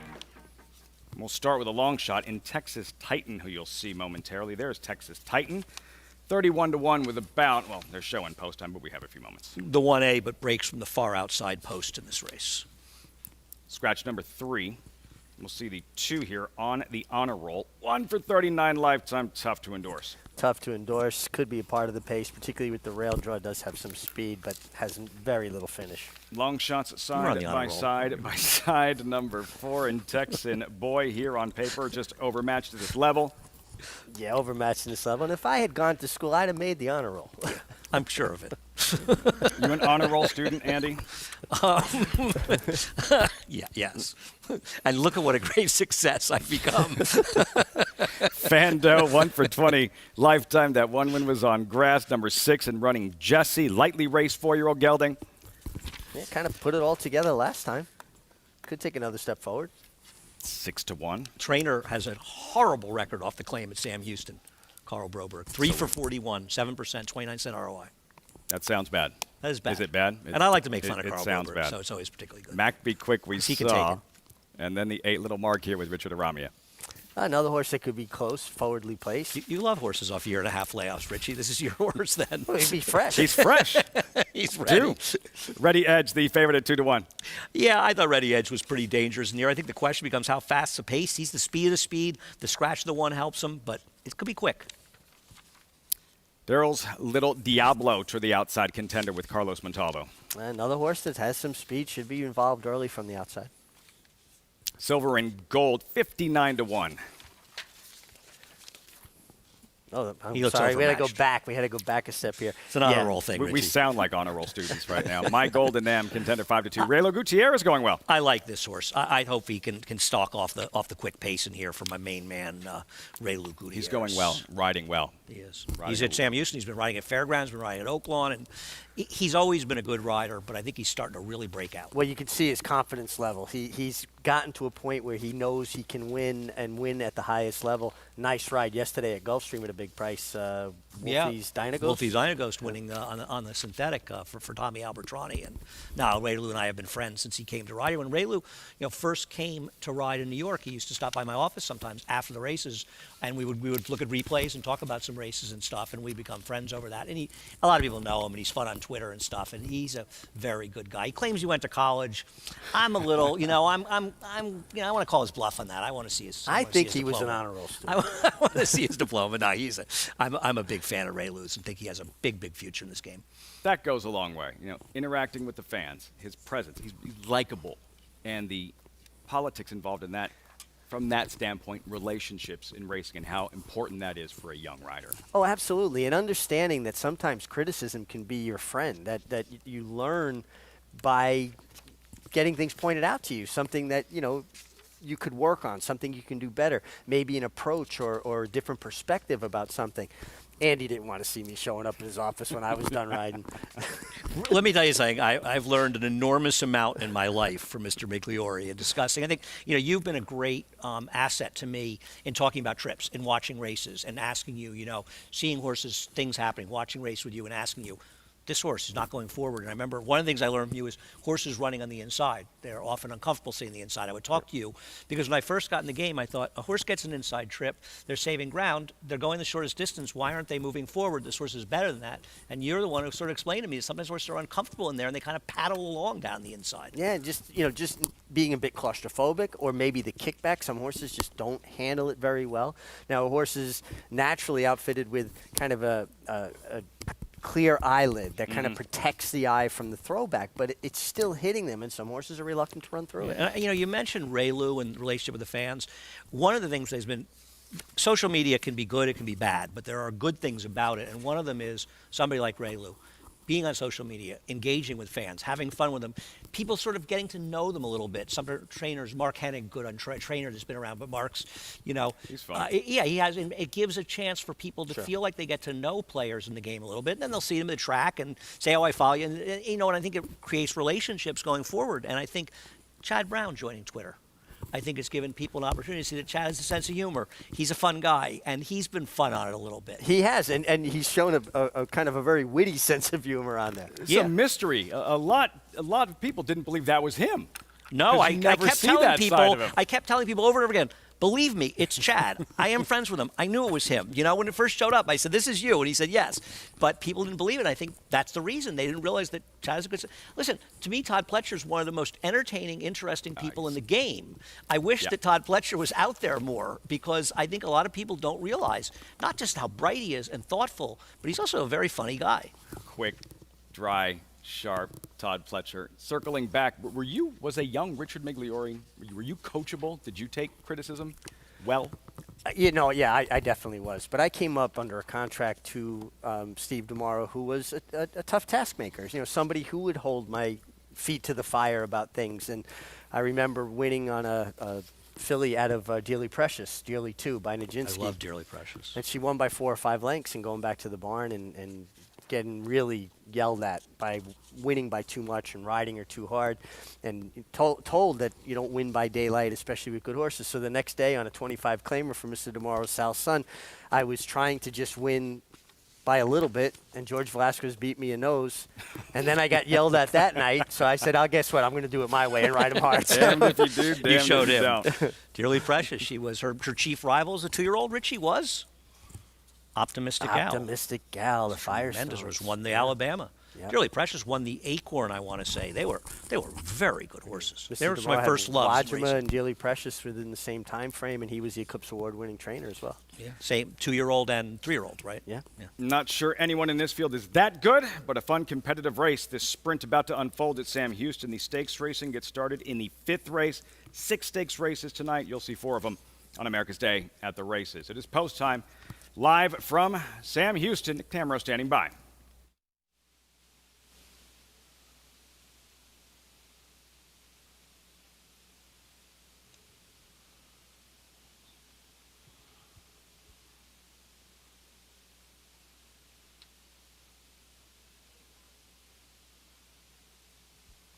Silver and Gold, the next one to step in.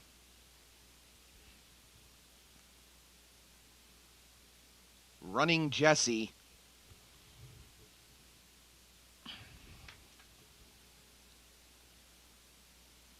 Daryl's Little Diablo. Mac Be Quick also steps in. One back.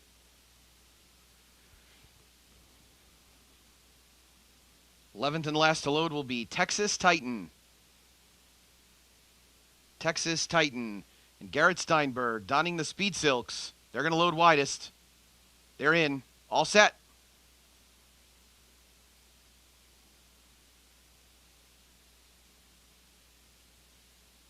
Paul Stutz has the button.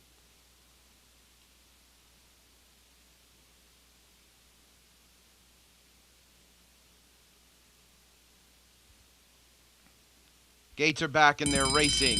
Mac Be Quick got out very quickly. My Golden M much sharper to start today. Running Jesse has some speed, and now Ready Edge emerges to move out towards the early lead. Daryl's Little Diablo is in attendance. The outside Texas Titan.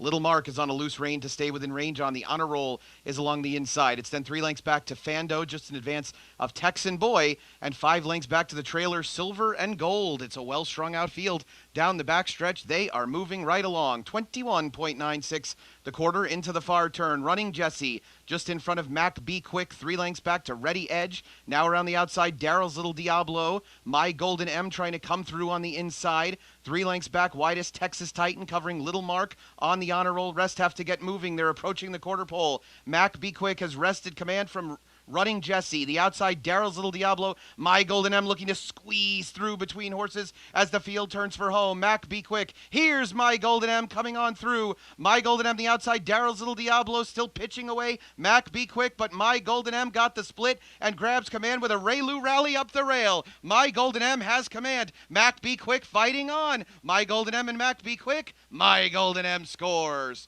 Mac Be Quick was second, then Daryl's Little Diablo, Fando, Texas Titan, Ready Edge, Little Mark, Silver and Gold, Texan Boy, Running Jesse, and on the Honor Roll. Raylu rally up the rail, says Nick Tamaro. My Golden M right on cue with Raylu Gutierrez in the 4th at Sam Houston. And Raylu really made the winning move on the backstretch. You saw him leave early and they went up front. He was 4 wide. Instead of continuing out in the middle of the racetrack, he cut over the inside. He dropped back to the inside, and he was able to save all that ground. And Richie, I think it made the difference. This was a terrific ride. From an outside draw to find your way to the inside, find the split turning for home. And Raylu has really, really improved in his finish. He's just gotten so much stronger in his finish. This was a terrific ride. I really, kudos to him. I like what I'm seeing. Big improvement. And you think about a game the second place finish was near the number 7, that you can make the argument that if Raylu stays out in the middle of the racetrack, yes, he runs second to this horse, because his horse didn't finish that well, and saving the ground the way he did and cutting the corner made a big difference. Made a big difference. Mac Be Quick, plugging away, but terrific ride. My Golden M in the 4th race, Sam Houston, have those results. Also, how about Bob's Edge yesterday? Nashville who? Hollis who? One turf rider described him as a giant killer in Bob's Edge, fastest of all in the King Cotton Stakes. The recap is next. You're watching America's Day at the Races.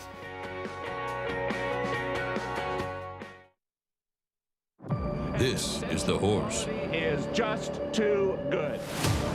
This is the horse who became only the 2nd champion 2-year-old to win the Travers in 3 decades. This is the horse who is the only Breeders' Cup juvenile hero ever to lift the Belmont Stakes. History-making brilliance. That's his essential quality. Essential quality. This is the horse. Just imagine. No sport in the world brings the wins home like racing. It's one-of-a-kind, high-speed, high-stakes action, and Naira Bets takes you there. Place your bets and watch the races live from anywhere. With Naira Bets, make easy, secure deposits and promotions every day to earn reward points or cash. Download the Naira Bets app or visit NairaBets.com.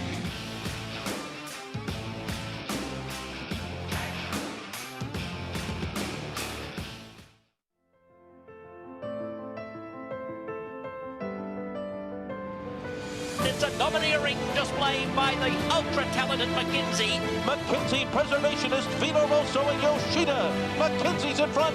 McKinsey, they've done it. McKinsey has it by 2.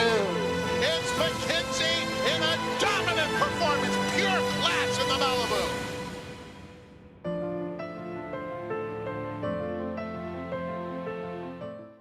Introducing Adelphi Racing Club, the horse racing syndicate offering more than just fractional ownership. Enjoy the thrill of an interactive thoroughbred ownership experience competing at the sport's highest level.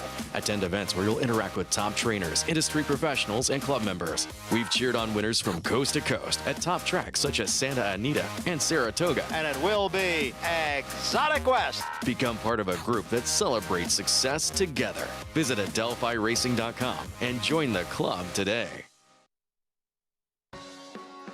Live look, Oaklawn Park. This is America's Day at the Races.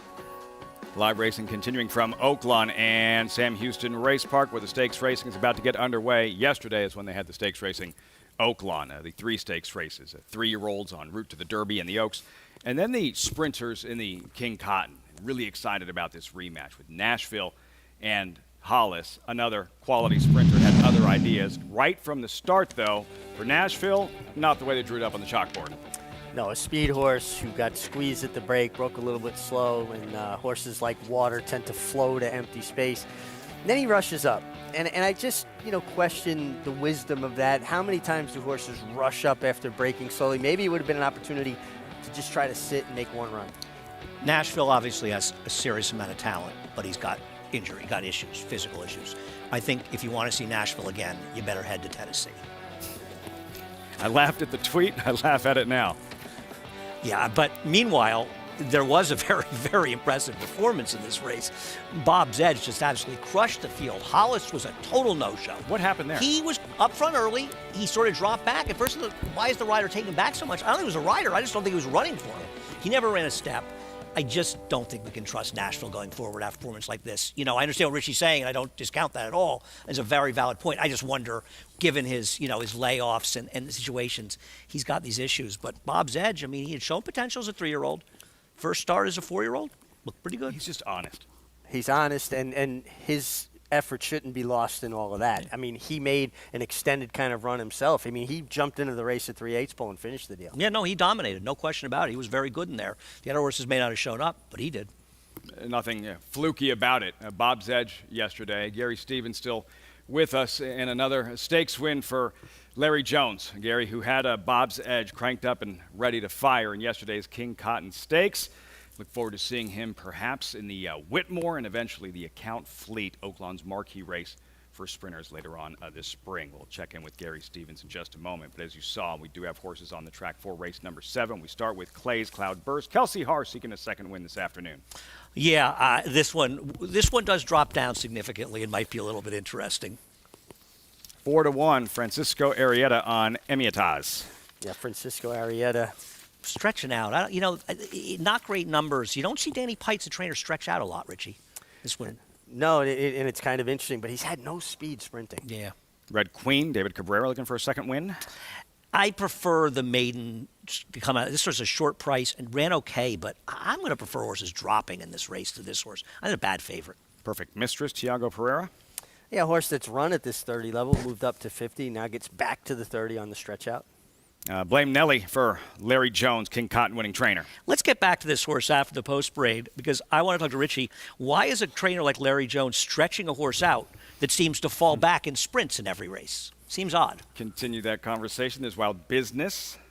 Would have to improve a great deal. 33-1 with 3 minutes to post. Beyond the hype off the board in her first 2. I respect Rob Atras, but this isn't a strong field. But this horse was terrible in the races in New York. Comes out of a very weak field.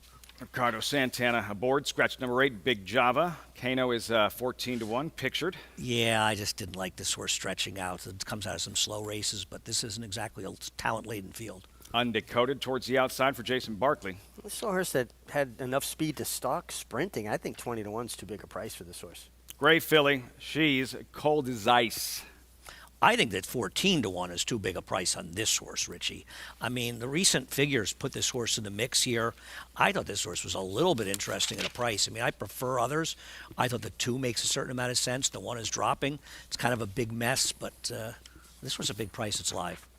Field for the 7th race, Oaklawn in 3 minutes. Looking at Undecoded, but we're talking about Blame Nelly, number 5, trained by Larry Jones. Jones with a chance in the 7th race, Gary, and a victory in yesterday's King Cotton Stakes with Bob's Edge.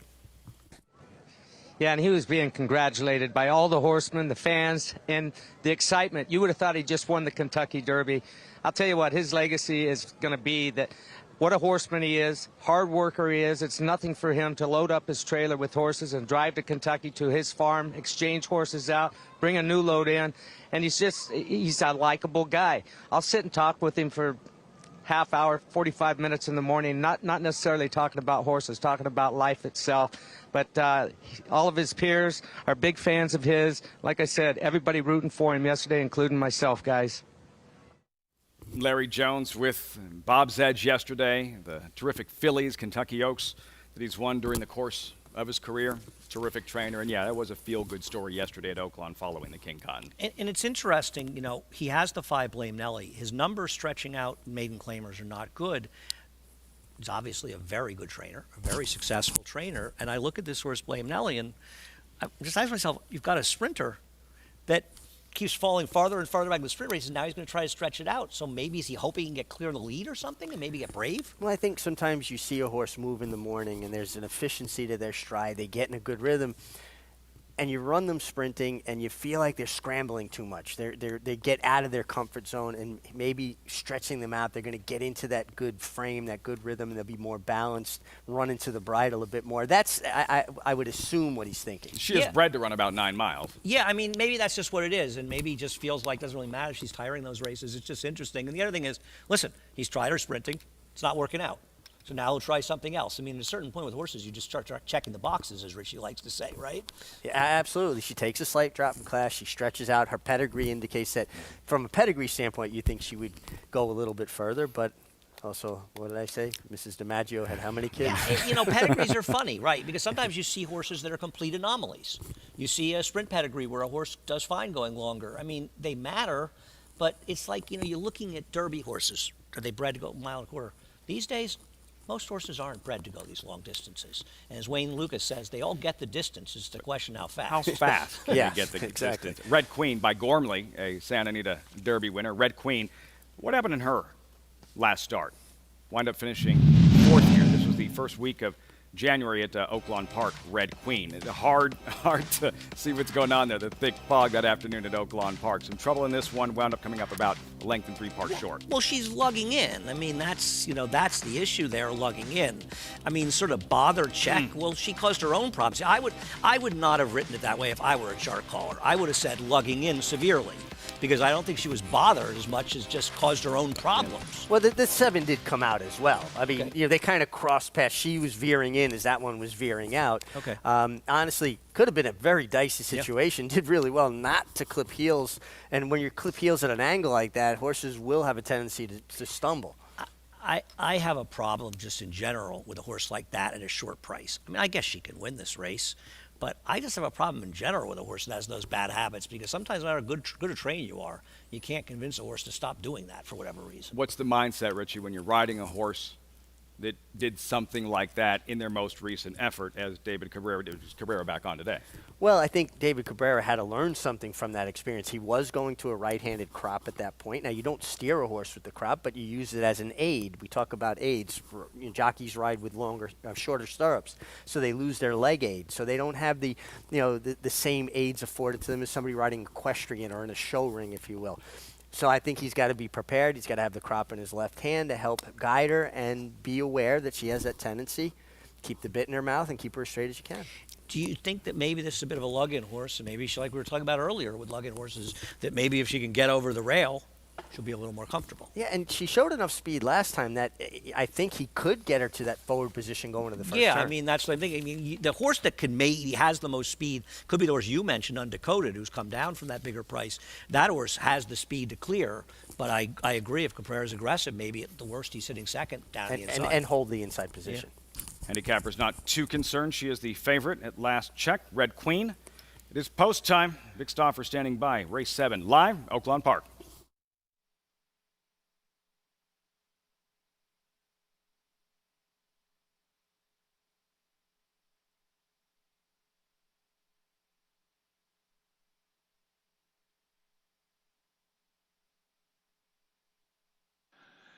They're at the post.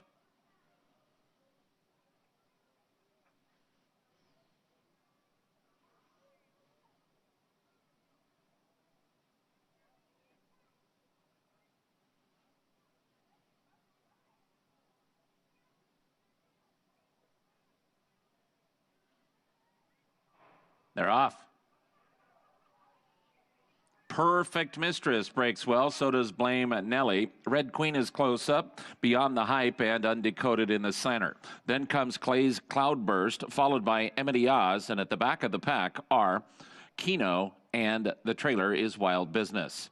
It's Perfect Mistress just in front of Blame Nelly to the backstretch. Perfect Mistress a half length. Blame Nelly is second by a length and a half to Beyond the Hype. Red Queen at the rail, a 3 wide, Undecoded, and a 4 wide, She's Cold as Ice. Then comes Clay's Cloudburst, 7th and 4 lengths behind. She's 2 in front of Emity Oz. Keno is second to last with 6 lengths to close, and the trailer is Wild Business as they run up the backstretch. Perfect Mistress just in front of Blame Nelly.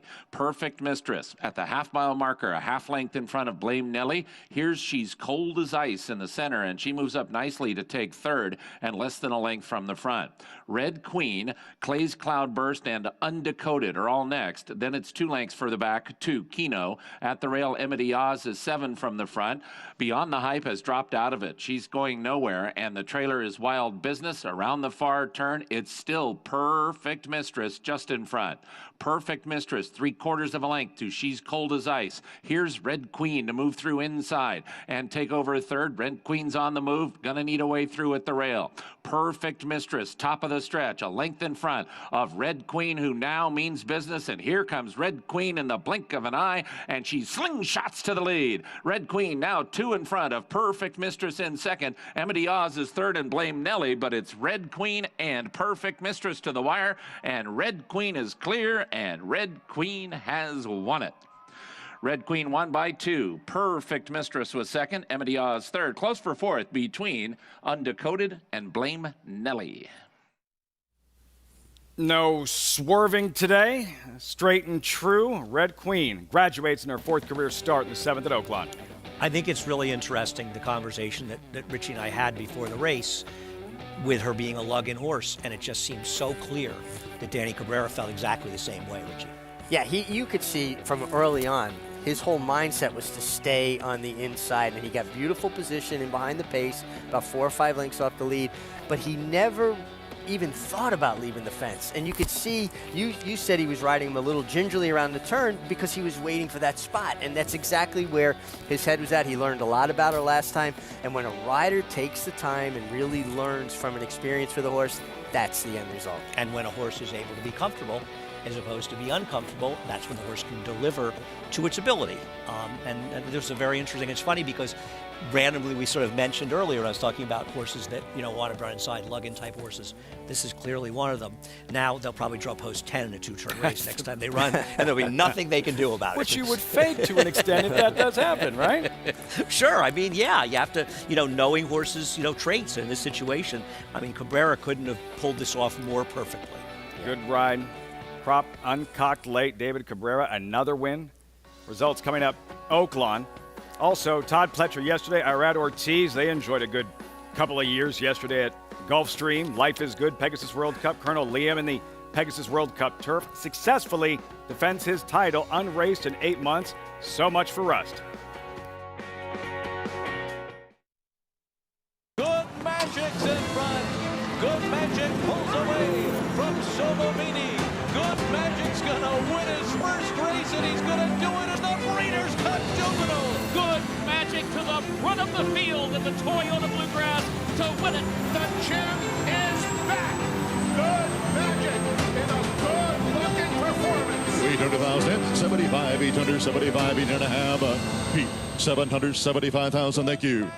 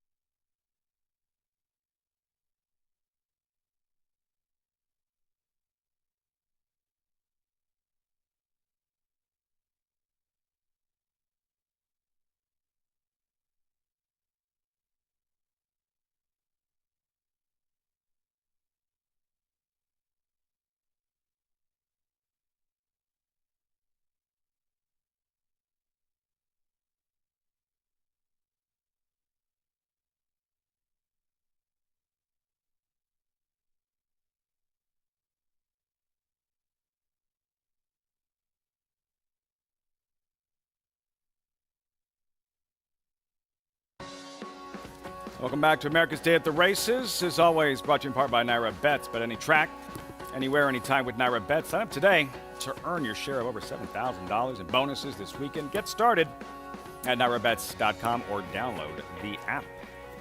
Straight today, that strategy for David Cabrera that you two discussed pre-race, getting to the rail. Maybe she'll be more comfortable. She was more comfortable, more effective, and a winner for the first time, Red Queen. It's just easier to handle. She was comfortable down inside. He got the spread when he needed it. He set her down. And I love when a rider learns something and applies it properly and gets this desired result. She was best, but got the right trip. Yeah, I mean, it was also a good trip, which should be noted, but it wasn't random. He won, and you said to me, and the turn, you said he thinks, is hoping that the horse in front drifts a little bit because he doesn't want to go outside of horses. She might balk a little bit at that, as she did in her prior race. Not here. She just kept moving forward. Harry Rosenblum, winning owner. Ron Moquette, winning trainer. Red Queen, 7th race, Oaklawn. Turn the page, race 8. Arkansas bred sprint, fillies and mares, 3-year-olds and older. Big field. Take out number 8, Cantex, in a field of 11. Opinion here, Andy? I have opinions on everything, everywhere. We know this. Everywhere. You like a horse in this race. Well, I was down. I had 2 horses I kind of liked, the 8 and 9. The 8 Cantex scratched, so I'm kind of left with the 9. Unbridled Twister is my other horse in this race. So, yeah, that's my top choice. I didn't have strong opinions in here. I thought the 3 was a little bit dangerous, but won on the muddy track last time out. We'll see. 19 minutes out, race 8, Oaklawn. Stakes racing coming up. Sam Houston, yesterday at Gulfstream, South Florida. We saw Life is Good in the Pegasus World Cup. And for Todd Pletcher, about 35 minutes prior, the Todd Pletcher show continued in the form of this guy here, Colonel Liam, idle for 8 months. The defending World Cup turf champ, Colonel Liam, right from the start here, breaks sharp, trying to establish position in that big field moving into the first turn. That was the winning move from a riding perspective. Colonel Liam with Irad Ortiz Jr. getting his position going forward, and you saw there was intention. He left the gate to get some forward position, then he established that spot, gave his horse a chance, but he was never too far away, and he always kept his uncoupled stablemate, the other horse from the Todd Pletcher barn, never surprised, within his sights. Irad rode a very good race here. As much as he was a passenger with Life is Good, he was a pilot here. And the fact that, obviously, he's a talented horse, but the fact that he has enough speed to put himself in position has really helped him in these turf races, because so frequently you see very slow paces in these races. So the fact that he's tactical gets him to get the right trip. You think of the race at Churchill on Derby Day last year when he dead heated with Domestic Spending, who might end up being the Eclipse Award winner. The fact that he could be forward and there, got that position, gave him a real advantage in Domestic Spending. And that's what enabled him to dead heat him there. When the pace got hotter in the Manhattan the next time, Domestic Spending took advantage of it, and he didn't have that same kind of advantage. Pletcher runs 1-2. Can you lend perspective to the training job by Todd Pletcher, having him ready for this kind of performance off that kind of layoff? Well, listen, riders always get probably too much credit when they win and too much criticism when they lose. So let's not, let the training feat get lost in this. Bringing a horse off an 8-month layoff to have him prepared to run an A effort. This was an A effort off the bench. But Todd puts a lot of foundation in his horses, a lot of air. Yeah, I mean, I think this may have been a case where, and I don't mean this as a criticism, Irad just had to do the right things, not get in trouble. Get him in the clear, get that early position. He did those things.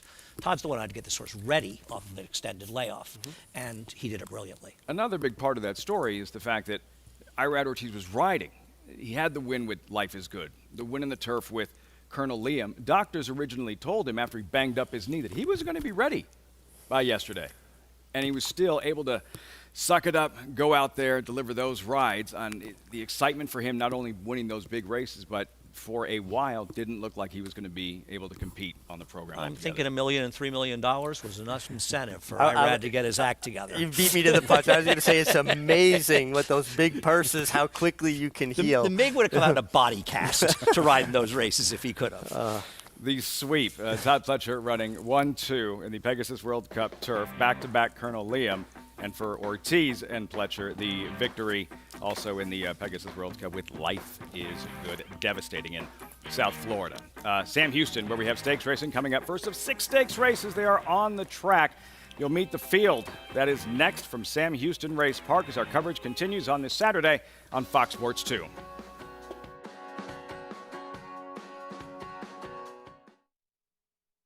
This proven son of Giant's Causeway has sired 7 millionaires. With over 10% stakes performers, his recent top runners include Tarabi, placed in the Grade 1 Spinaway and Breeders' Cup Juvenile Fillies, Grade 2 winner Plum Ali, multi-millionaire Shivaji, plus these standout performers. Now his biggest book in the past decade will be 3-year-olds in 2022. A proven value sire, First Samurai, standing at Claiborne Farm. This season at Oaklawn, we've got more of everything. More of the top thoroughbreds in the world. More days of live racing. And the largest purses in our history. All at a completely reimagined Oaklawn. Come be a part of this historic season at Arkansas's only casino resort. Harris Farms, proudly standing Smiling Tiger, a triple Grade 1 winner, defeating Breeders' Cup champions Dancing in Silks and Amazombie, a leading California sire with over $9.7 million in progeny earnings, with 94 winners in 2021 and graded stakes superstars like Spice Perfection. Spice Perfection wins the Grade 1 La Brea. And Tiger Dad. Smiling Tiger, a leading California sire, standing at Harris Farms. It pays to be Cal-bred. Racetrack Television Network brings you every race, from every track, on every screen, every day.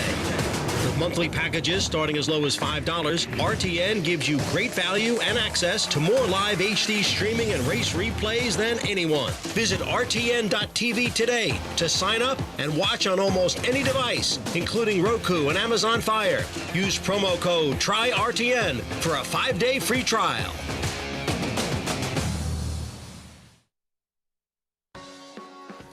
Welcome back to America's Day at the Races. Live look, Oaklawn Park. Coverage, as always, brought to you in part by America's Best Racing. For the love of the race, visit americasbestracing.net today. Post-parade Sam Houston, first stakes race of the evening, Pulse Power Turf Sprint Stakes, $100,000 purse. There's 7 cents, and Raylu Gutierrez. Figures to be forward in this race, just not sure he's good enough. Gutierrez seeking a second win this afternoon, 5-1, 7 cents. Number 2, Archidust at 2-1, serious contender. Joel Rosario in the saddle. Yeah, for Steve Asmussen, a horse that is a specialist. He's a turf sprinter. He's got a good record turf sprinting, and he gets a very good turf sprinting rider. Asmussen, runners side by side. Americanus pictured. Will he be effective at 5 furlongs? He won his turf debut going 6.5 at Kentucky Downs. It's a very different animal, though, these 5 furlong races. Favorite, Bad Beat Brian. Gets Tyler Gaffleone to come in for this ride, a horse that's another specialist, very proficient turf sprinter. Named for the late Brian Morgan, who I know you knew as well. Oh, sure, yeah.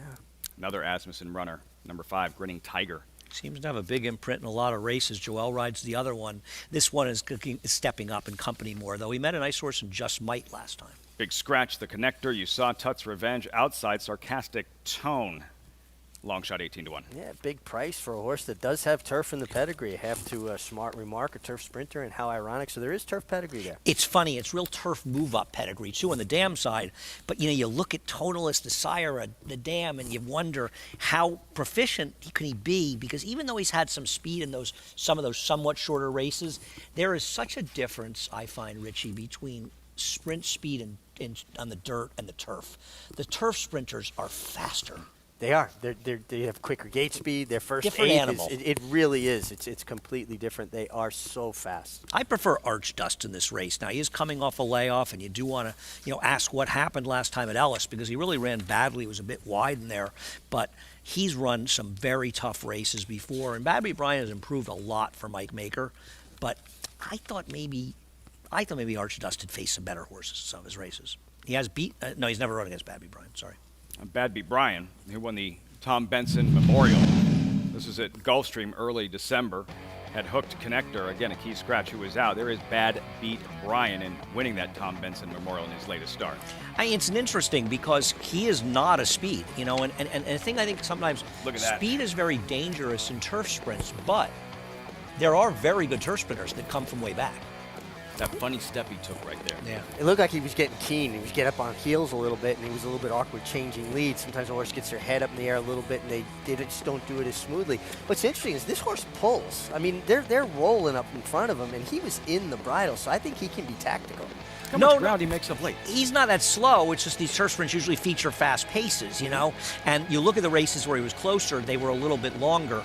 But it's funny with turf sprinters, they're fast. 5 furlong races, they can go fast and keep on rolling along. Sure. But there are very good turf sprinters that come from, well, Disco Partner. Yeah. He was a horse who was a tremendous turf sprinter in these parts, but he came from far back. I think sometimes the best turf sprinters are speed horses. Not always the case. No, not always the case at all. But it's interesting that this horse actually, you could see Tyler was holding him up. So maybe he's a horse that just has that shorter, explosive kind of run. You're more confident, Andy, betting late running sprinters on grass than on dirt? Yes, I am, because dirt racing just favors speed naturally. Whether it's a kickback issue, it's the nature of dirt racing is very, very kind to speed. I think it's one of the reasons that, besides being a good jockey, Gary was a great rider as a speed rider, and he rode in California, and it just sort of naturally flows that way.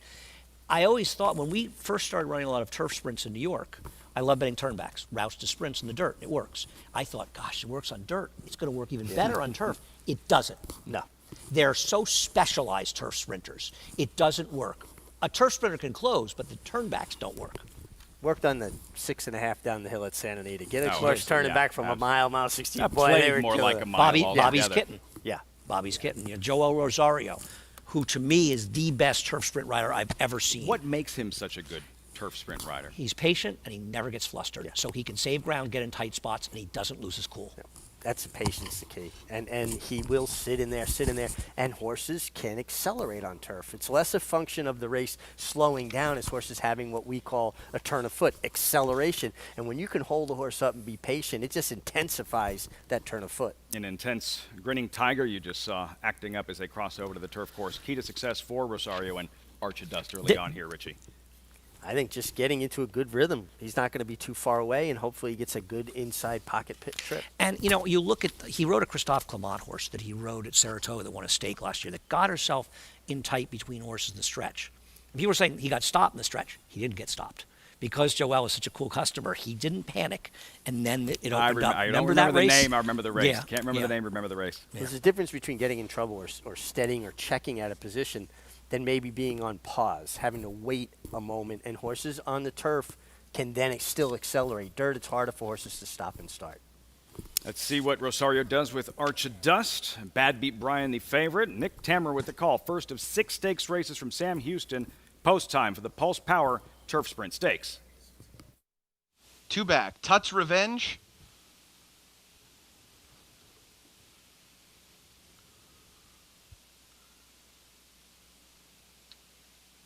Tut's Revenge loads in. Sarcastic Tone and Lane Luzzy to complete the lineup.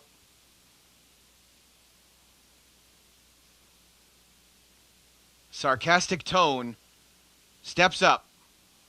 All set. And they're on their way in the Pulse Power Turf Sprint. Grinning Tiger was out well and is tapped on for speed. Tut's Revenge has some early foot. 7 cents down to the inside has speed as well. They're not moving very quickly for a turf sprint whatsoever. Grinning Tiger has a short lead from 7 cents. Between horses comes Archidust, the outside Tut's Revenge, length back to Sarcastic Tone on the outside of Bad Beat Brian, and Americanus trails the field as they make their way into the far turn. On a short lead, it's Grinning Tiger, tracking from second Tut's Revenge, 2 lengths back to 7 cents on the inside of Archidust. Around the outside, Sarcastic Tone. Bad Beat Brian waiting on his cue from Tyler Gaffalione. They're past the quarter pole. They've reached the top of the stretch, and Tut's Revenge assumes command. From the back of the pack, Bad Beat Brian gathering momentum. 7 cents is in the mix as well. Still fighting on Grinning Tiger on the inside. 7 cents is targeting Tut's Revenge and is coming hard. Here's Bad Beat Brian down the center, time ticking away. 7 cents got the jump and has the lead. 7 cents over Bad Beat Brian. 7 cents scores. Bad Beat Brian second. Then came Tut's Revenge, Archidust, Grinning Tiger, Americanus, and Sarcastic Tone. Another win for Raylu Gutierrez, this time in a stakes race. 7 cents in the Pulse Power Turf Sprint Stakes. Could he give this horse a better ride, Richie? I mean, he was able to get him to relax off the pace. It helped probably that Archie Dust didn't have much horse to get out, but this horse got a perfect trip. Just another great ride by Raylu. And having an inside post in the turf sprint, I think, is an advantage. When you have a horse that's tactical like this, and he got to sit in there, get the right trip, tip out at the right time, and it didn't appear to be a particularly fast pace on for a turf sprint. Well, you heard Nick Tamaro, the announcer, Yep. say that. And Nick is not just an announcer. He's one of the best handicappers I know. He's obviously very aware of that. 22.19 is just not that fast.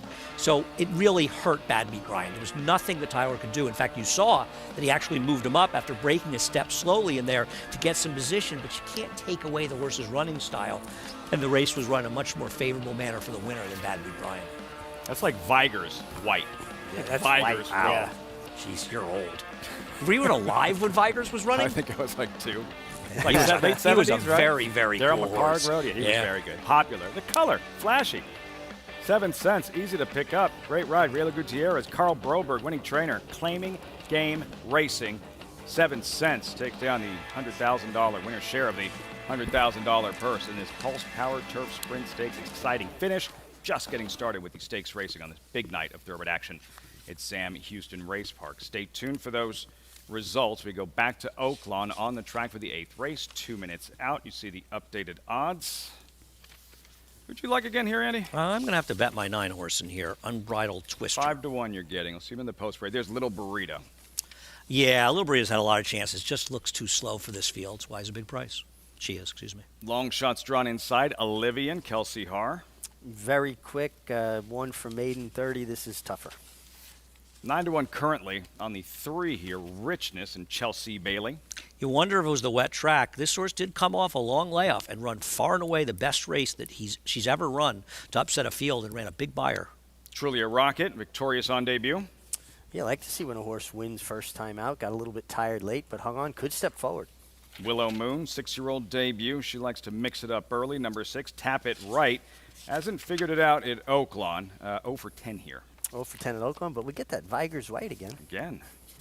Number 7, Kelly B. Cruisin', non-factor, facing similar 3 weeks ago. Yeah, it's a lot of chances. 4 seconds and 16 starts with just the 1 win. Filly Andy likes here. Unbridled Twister. John Court back aboard. The only rider to have won with her. I'm hoping getting back to a fast track will help a horse, and this horse should get a good stalking trip behind the speed. Guessed in my heart, the record is not pretty. 1 for 19 lifetime. Yeah, 1 for 19 is going to have to take a step forward on her toes on the racetrack. It does have David Cabrera. That's Ricardo Santana in the short leaf colors. Dolly Dimple. This is a weird horse. Not taking that usual Brad Cox money, maybe getting back to a fast track, but this horse's last 2 races have been dismal. Strong contention to the outside. There's the lukewarm favorite, Big on Broadway. Yeah, last race was pretty good. Well beaten second, but got a strong buyer figure. Was moisture in the track, though. Yeah, I did have to admit, I did not watch the replay. I meant to, and I must have just missed it because it says in the chart call, traffic of the 7/16. But I like to watch those races. Sometimes you hear traffic, you watch it, and you go, I don't agree, but sometimes it is bad. Gary Stevens standing by. We have several fillies coming in off winning efforts that took a few starts to finally graduate. Not the case for number 4, Truly a Rocket, who was victorious in her debut, the Arkansas bred filly.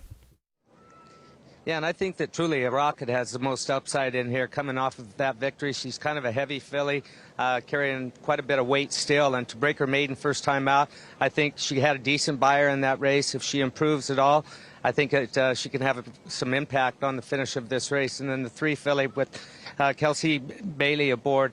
Her last race, I mean, that buyer, like Andy said, was huge in there, 71. That's good enough to beat any of the fillies in here. But was it the sloppy racetrack? She was coming off of the layoff and just ran huge. She hadn't run since April. So if she can run that race back, she's going to have these fillies and mares over a barrel. It's a trend. Little Burrito, Olivian, Richness, all coming in off recent wins on the mud at Oaklawn Park. Can they be as effective on fast ground today? You know, in general, I don't think it matters that much. Most horses, handle them. Sometimes their horses don't handle it, but obviously it's a good point, McGarry. The wet track, is that where it came from when you look at it? On the other hand, it was so significantly better, and this horse has run a muddy track before and ran badly, that I'm not going to bet this horse. But this is a horse that's 8-1, and you're talking about a horse who has a considerable edge in speed figures and is 8-1. And this was a horse that had a long time off, maybe she had some physical ailments that, needed to be addressed. She got better. She grew up more. Horses change a great deal. And just being more comfortable could have made her a better horse. I couldn't agree more. I think that she is, a very interesting horse in here. We'll see what she does, and maybe she just won't run very well. And she was able to wire the field last time at a fairly moderate pace. You look at the 22-4, 47, and the final time 111-3. So it was a very slow. I mean, the final quarter was almost the same as her second quarter. You don't see that in dirt racing a lot. No. And with the speed of horses like the 2, the 4, and the 5, she's highly unlikely to be able to work out that same kind of trip. So it may have been a function of a trip, and a trip she doesn't rate to get today. Go ahead. When she's got speed inside of her and outside of her, directly next to her. I mean, she's not getting away with that kind of pace, I'll tell you that. If she's going to be forward, in all likelihood, she could run the same kind of race she ran last time and be 8th early in this race and be running exactly as quickly as she ran last time. Talking about Richness, number 3, 8-1. Tom Swearingen, owner, trainer. Fans awaiting the start of this 8th race, Oaklawn Park. Truly a rocket, number 4, who is 7-1. And let's go back to her debut. This was the first week of January right here, Oaklawn Park. She flashed her early speed on that afternoon, dueling early on and able to claw her way to a win to graduate on debut, trying to get out there top of the stretch. When you saw the rider kind of shifting her about to get her over to her right lead, that's why sometimes you'll take a horse out of stride to kind of shift their weight towards the inside. They'll jump to the outside lead and find a bit more. What I thought was impressive about this effort too is she broke okay, but not very sharp. She kind of had to be used to get up into the race, fought off the challenge from the eventual third-place finisher, and then just barely had enough left to hold on. Could take a big step forward from a physical fitness standpoint. Desperate finish with that lead diminishing late, but able to hold on. Truly a rocket in her debut. Can she go back-to-back here? Any final thoughts, Andy? I just don't think she's fast enough to win this race. I'm going to stick with my 9 on Bridal Twister and hope you get a nice stalking trip. We'll see if it works out. John Court, hopefully win another one here.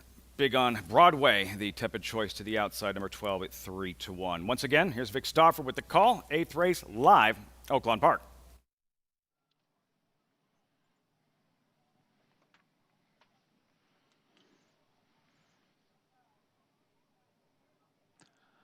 They're at the post. They're off. Olivian broke well, so did Big on Broadway. Willow Moon is between horses. Dolly Dimple's in the mix. Richness is next. Then comes to the outside and Little Burrito moving through at the rail, then Unbridled Twister, 3 back to Tap It Right, and the trailer is Kelly B. Cruisin'. It's Olivian quickest up the backstretch, and she's got the lead over Richness and Dolly Dimple. At the rail, it's truly a rocket. 2 lengths, 2, Unbridled Twister, and to the outside, Big on Broadway. Little Burrito had to check off heels. Willow Moon is between horses. Tap It Right is the gray with about 7 lengths to make up. She's 2 in front of Guest in My Heart. Kelly B. Cruisin' is the trailer, and the leader is Olivian.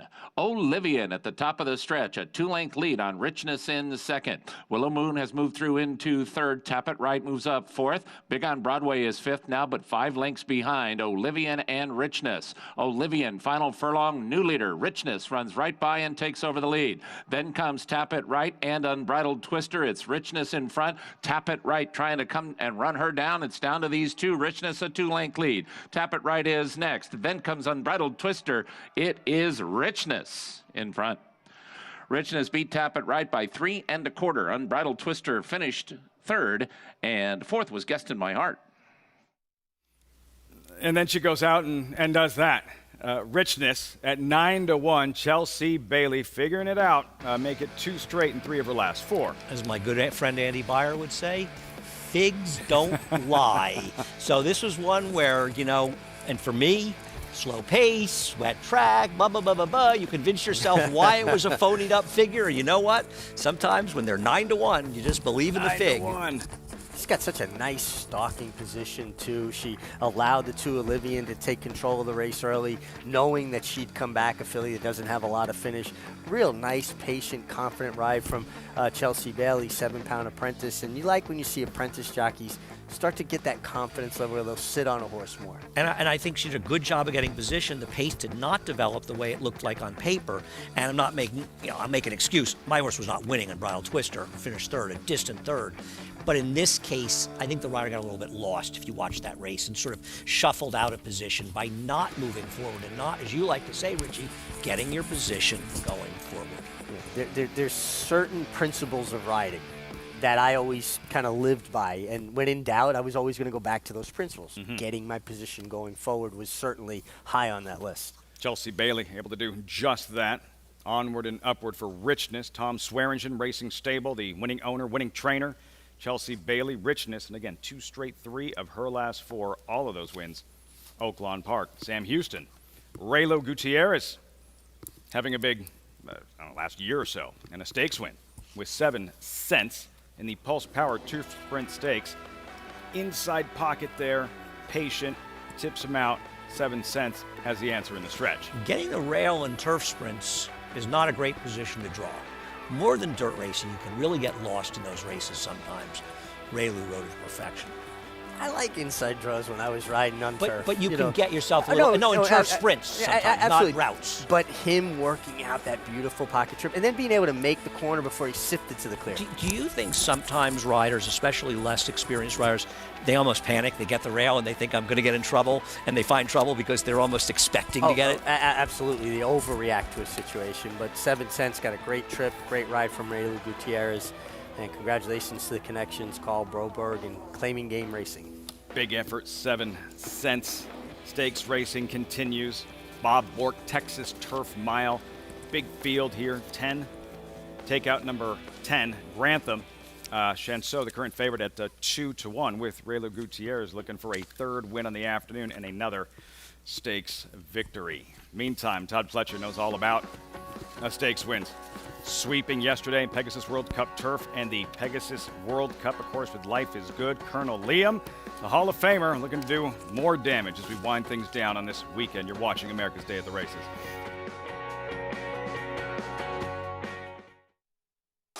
Run Happy, the #1 second crop sire by graded stakes winners and earnings. Run Happy is represented by Smile Happy, the Kentucky Derby individual future pool favorite. A leading dirt sire and now with an exciting Kentucky Derby hopeful. Call Bernie Sams now and book your mare to Eclipse champion Run Happy right now. Run Happy standing in stall 1 at Claiborne Farm.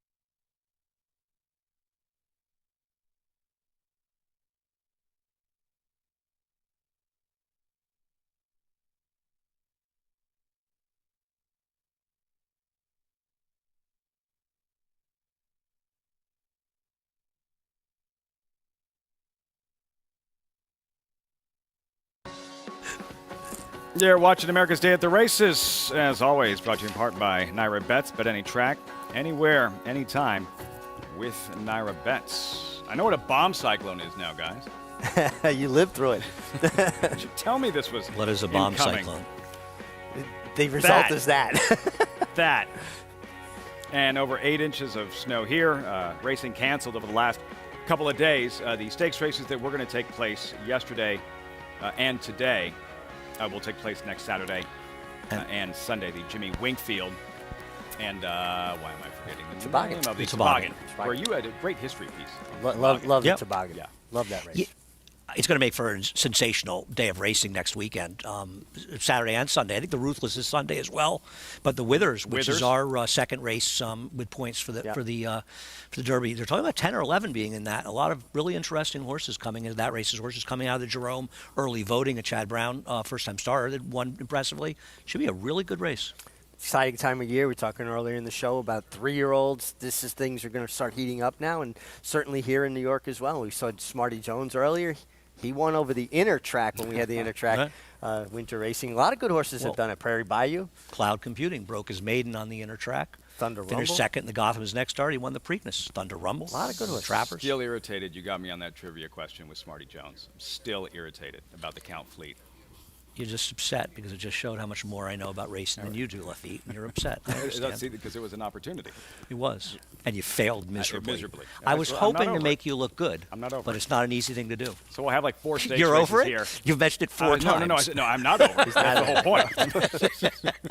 So 4 stakes races here next weekend. Look forward to racing resuming. The weather looks much better next weekend here at Aqueduct, and we'll have it all for you right here on America's Day at the Races. As always, live coverage from Oaklawn, and where richness is going very well. And Chelsea Bailey, the winning ride, as Andy mentioned, the figs don't lie.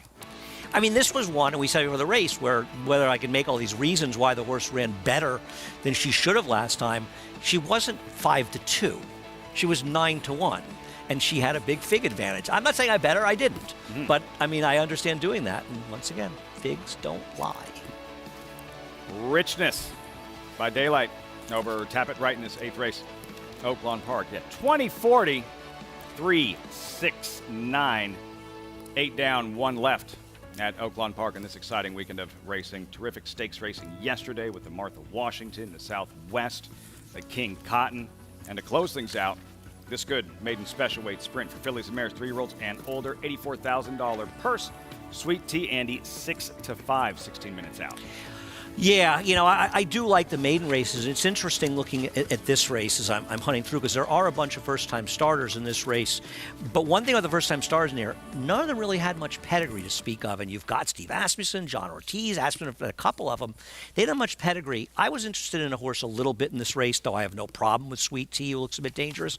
I thought the 8 Candy Wrapper Crazy, who's coming in from Fairgrounds, might be a little bit interesting, cutting back in distance off the layoff. 22-1 Candy Wrapper Crazy for the 9th race at Oaklawn Park. We'll have that one for you live, and the second stakes race of the evening coming up from Sam Houston Race Park. Live look there. Horses will be arriving in the paddock. Good crowd awaiting the arrival. Riders up, actually. They're on their way out for the Bob Bork Texas Turf Mile Stakes. $200,000 purse. That's next on America's Day at the Races on FS2. The sun shines bright on Caraconte. His first crops of racing age are showing brilliance on the racetrack with a high percentage of stakes winners. His versatility is evidenced by winners on all surfaces across the globe. And his offspring are lighting up the sales ring. With his biggest and best quality of books in the pipeline, the sun shines bright on this value sire. Caraconte, standing at Gainesway. It's America's original sport, and no one covers it better than America'sBestRacing.net. From the sport to the lifestyle, the best races, horses, and destination venues, cocktails, gambling, fashion, and more. America'sBestRacing.net is a sport for you. Live it, love it, bet it.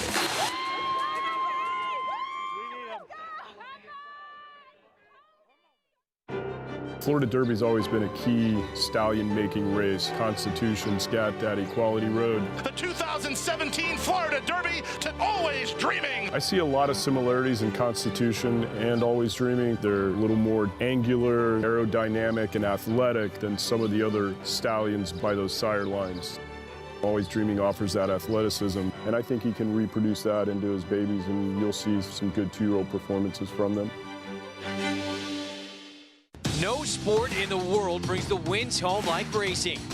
It's one-of-a-kind, high-speed, high-stakes action, and Naira Bets takes you there. Place your bets and watch the races live from anywhere. With Naira Bets, make easy, secure deposits and promotions every day to earn reward points or cash. Download the Naira Bets app or visit nairabets.com.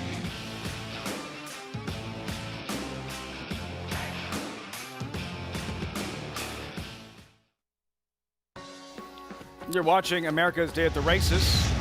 As always, brought to you in part by Hillendale at Alapa. One left at Oaklawn. Horses are in the paddock, and we have stakes racing. Sam Houston Race Park and the Bob Bork Texas Turf Mile Stakes. You saw riders up, and now a post parade. We'll start with Bloodline. Drawn inside there, he is a turf debut for Brad Cox. And this horse has pedigree. I have to 2 turf winners, and there's some really nice turf pedigree in this one, Richie. 11 to 1. Uncle Mo. I know, Richie, you're on top of your game. You did all your turf pedigree work. I'm very impressed. We're going to need it here. I am. We're going to need it here. Dowajak Chief, dangerous when he makes the lead. Then the 3, Malibu Thunder, a first start on grass since his career debut last summer. He looks like a speed, but he just doesn't look good enough. Chanceau for Todd Pletcher. This would not be the biggest race. Pletcher wins this weekend. No, but adds a little more speed to the party, doesn't it? He does, and I feel like he's had kind of an easy time, and there's going to be more pace in this race than he's used to. You saw down cold. Here's the gray, Pure Panic. He won sprinting on grass right behind us here last month. Yeah, and that's sprinting. So on the stretch out, you got to think this horse is going to be involved. Stolen Base, the favorite. I feel like this horse should be an overwhelming favorite. Coming in out of the Breeders' Cup Juvenile Turf, a second in the Bourbon behind Tiz the Bomb. He's just an hour the horse to beat. Kaylee's brother, also racing on grass for the first time for Brad Cox. Number 9, Screwball, has done his best racing on grass at this mile distance. Are you thinking of The Shining when you see the number 11? Red Run? Red Run. Yeah. Red Run. Classic. It's Red Rum, right? Red Rum Run. Wasn't Red Rum a great steeplechase Steeple horse over chaser. in Red Grand Rum National or was something? Yeah, he won it like 3 years in a row or something. That Red Run, what about him today? You know, he's got one turf race that wasn't that. Listen, he finished 4th behind Tiz the Bomb. Now, Tiz the I Bomb. watched that race, and you look at the running line, and it kind of makes you look like he ran better than he did because Joel got him into position. He just really had no finish in that race. Now, he gets Lasix, and that was as a 2-year-old, and he ran behind a good horse, so I wouldn't say he's impossible, but I don't want him at 4 to 1. This is one of those situations where I get it now why he's 4 to 1 Red Run. The presence of Joel. Rosario. You see the running lines and Tiz the Bomb, and all of a sudden there's a lot of that's the reason he is is 4 to 1. It feels like too short a price on Red Run from a tough post. I totally agree with you. He'll get the best trip possible. And I think that running line is when you look at paper and you think he ran pretty well, and I watched it, and I just wasn't impressed. But it was a 2-year-old race. Could certainly improve. I just wouldn't bet him at that price, as you suggested. I have a hard time seeing past the favorite, the 7 Stolen Base, coming off of it. You know, he was closing, beating 4 lengths in the Breeders' Cup Juvenile. You know, just natural improvement from 2 to 3. He should be tough. Good agent in by Gary Stevens to get his client Giovanni Franco. Giovanni Franco, for Mike Maker. He's a good rider.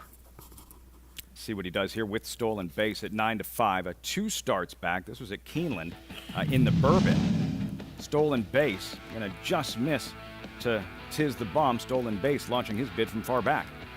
Yeah, and having to negotiate his way through traffic, a horse that's shown that he's brave, tips out 5 or 6 wide into the stretch, settled and really finished. I thought this was a huge effort here and pointed him out that he's a horse that gets pace in front of him. He can finish, and I see a lot of pace sign in here. I mean, on paper, there's pace, and his theoretical chief rival in Chanceau is part of that pace, and I just feel like it's going to develop, you would think on paper, more favorably for this runner. Now, Chanceau, in fairness, lost to a nice horse last time, a Todd Pletcher horse, Grand Sonata, who had previously run here in one of those late stakes that we run here. And Grand Motion, I think, won by a nose with a slumber, with a horse side by slumber. Not the Pilgrim, but... Yeah, no, like the Central Park yes, or something like that.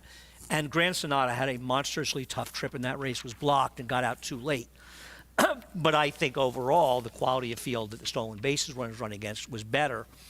So I'm going to prefer that one, but so does the public. 9 to 5 here, Stolen Base, Richie. Yeah, I just have a hard time seeing past him. I mean, you know, he is coming off a little bit of a layoff, but if he made any of that progression from 2 to 3, I mean, his 2-year-old races are certainly good enough to win this with a step forward. And again, I just think that the flow of the race really plays to his strength. A horse that is a natural closer in a race that appears to have a lot of speed signed on. I couldn't agree more. I think he's just a super logical horse in this race. He is the favorite. But honestly, I mean, he may drop down from there, but I feel like he's a horse that's actually not too short a price at 9-5. I think he's supposed to be about 6-7-5 in this race, honestly.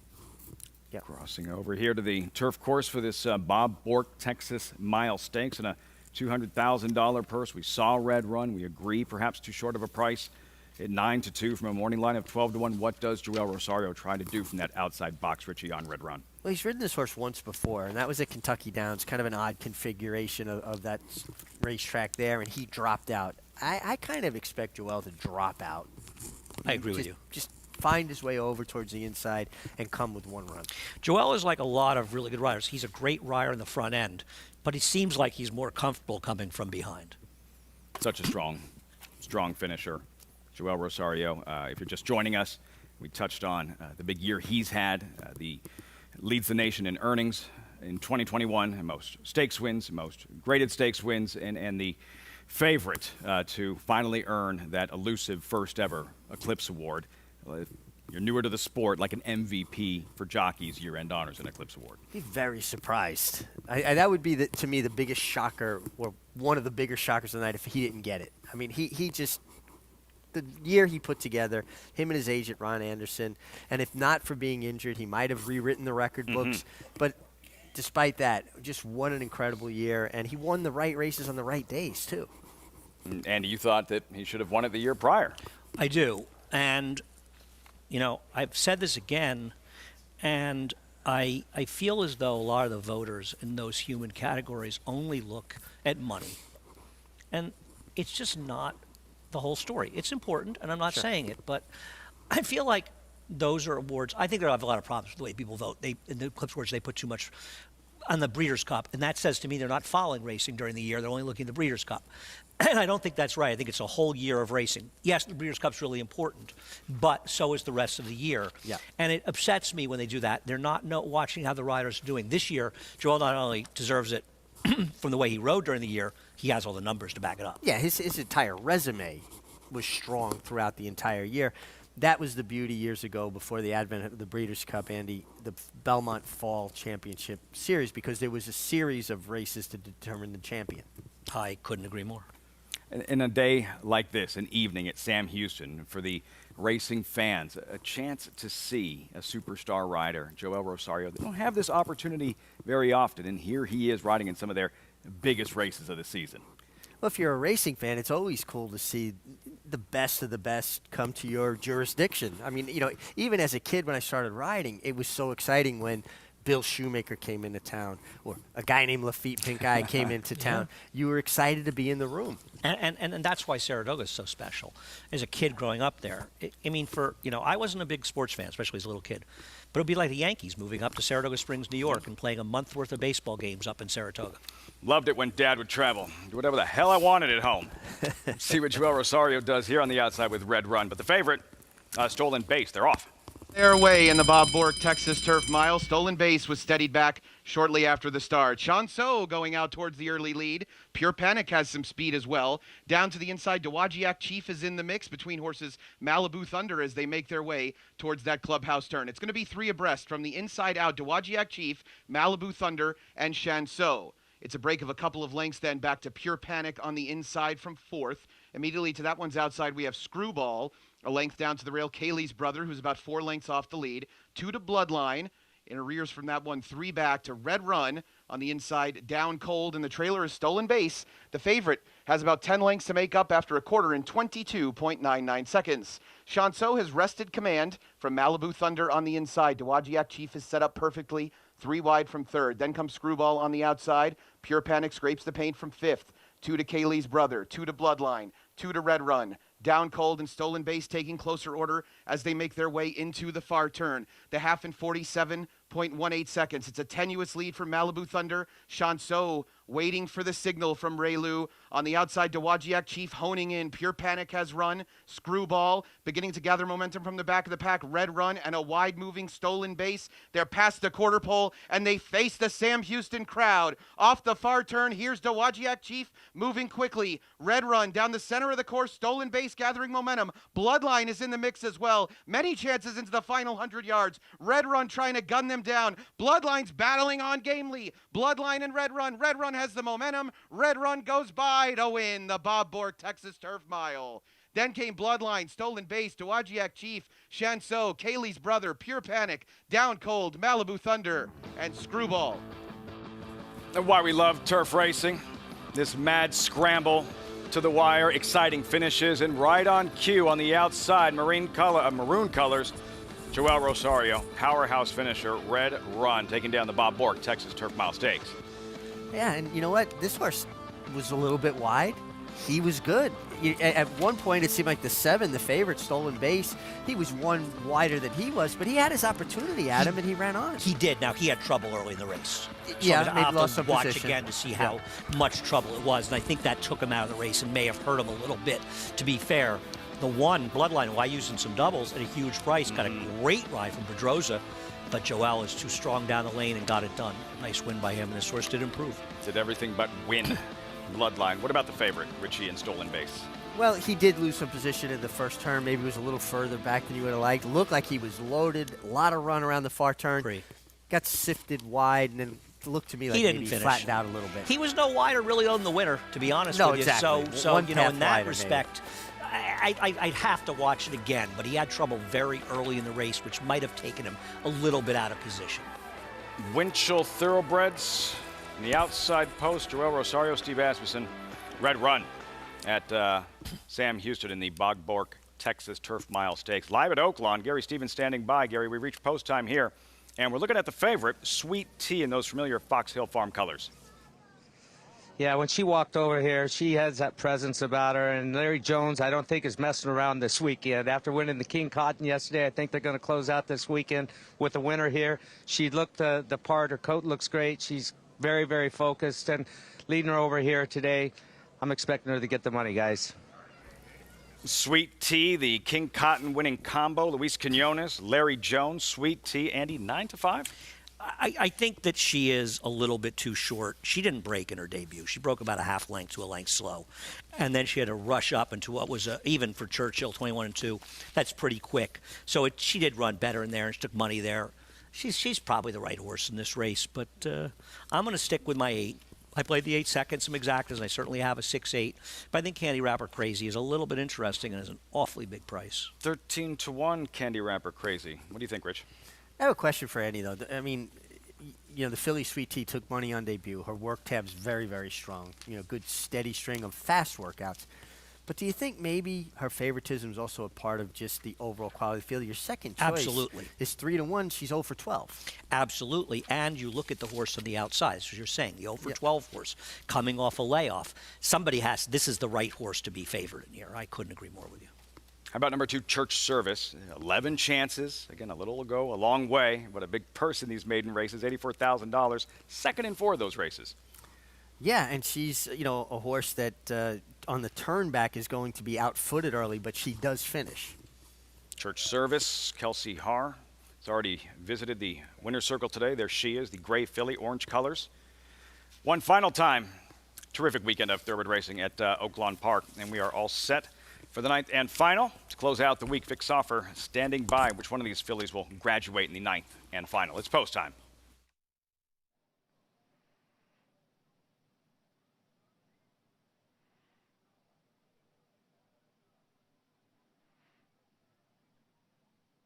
Mandana. Pray Gloria.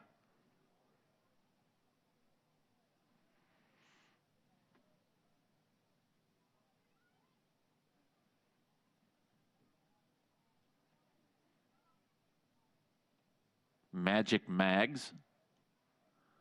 And last to load, Munlove.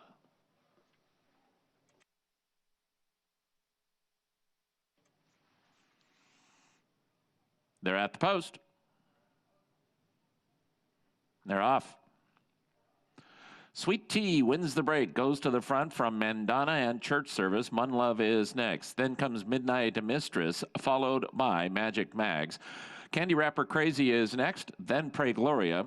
At the rail goes Romantic Comedy, and the trailer is Tap the Line. Sweet Tea is the leader up the backstretch. She's a length in front of Midnight Mistress, Mandana, and a 4-wide Mun Love. And there goes Mun Love up into second and a length from the lead.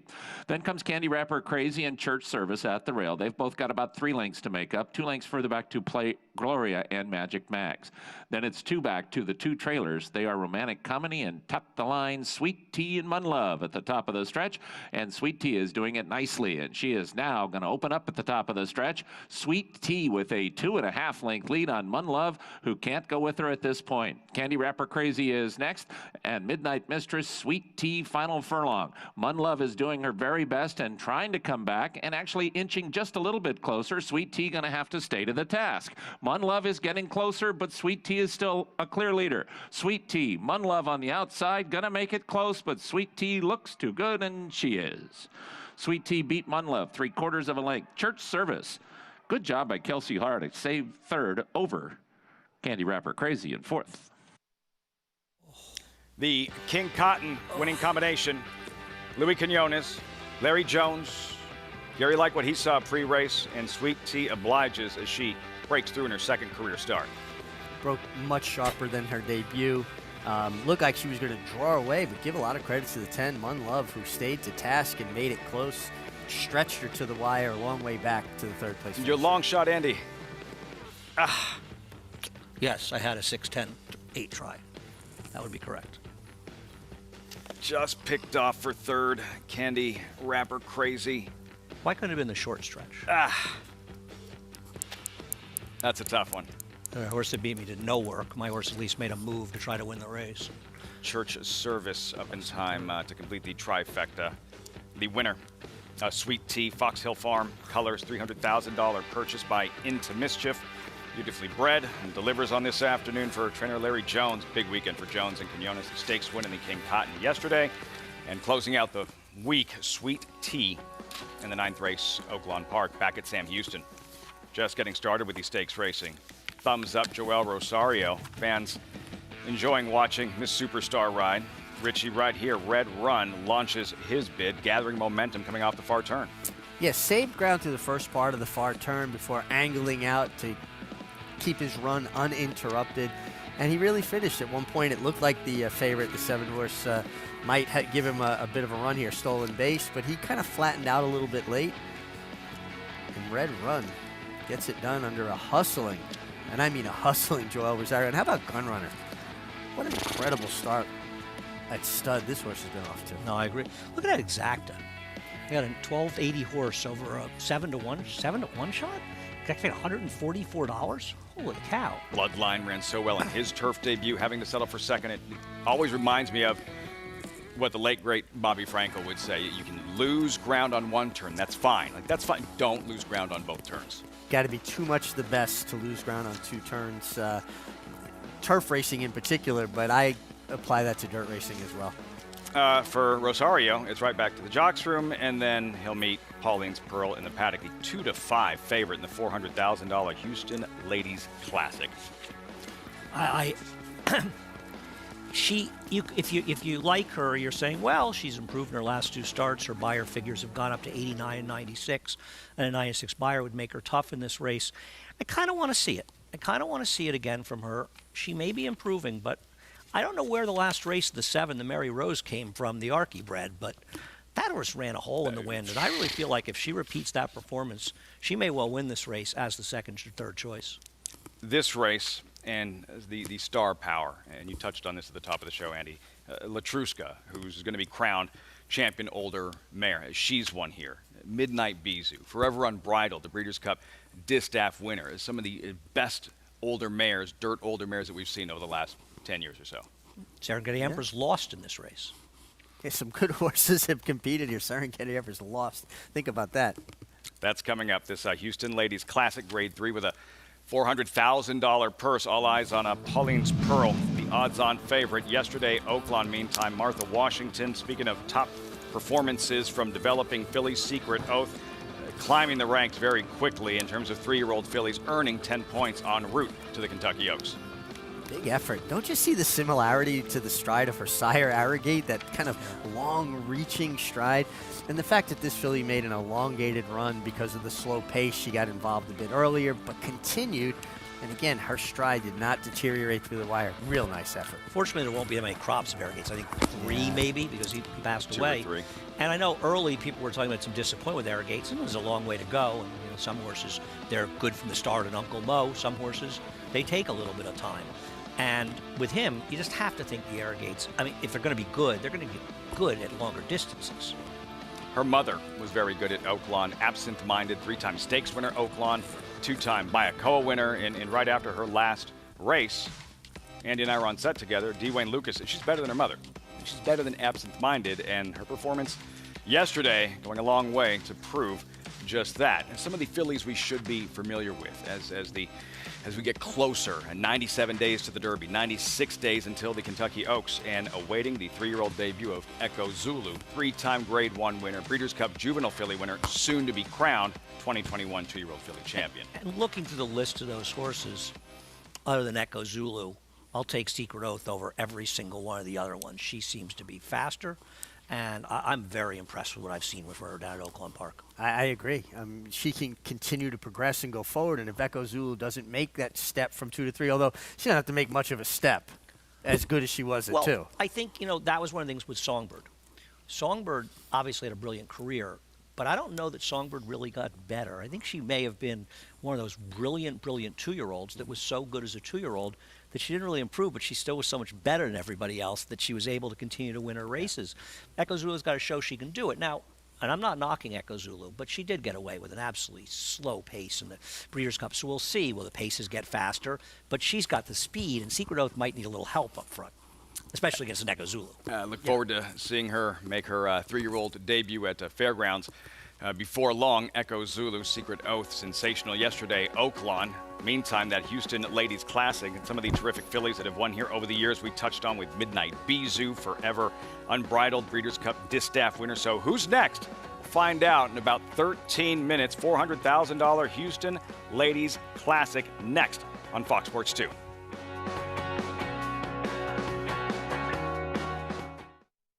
Warfront. This son of Danzig ranks among the world's elite sires, ranked #1 by percentage of stakes winners, graded stakes winners, and Grade 1 winners. No stallion has a better strike rate. Recent top runners include Group 1 winner Homesman, graded stakes winners Master of Foxhounds, Ancient Rome, and Bombard. Plus Annapolis, who became his sire's 100th stakes winner. In the auction ring, his progeny continued to command top dollar. Warfront, standing at Claiborne Farm.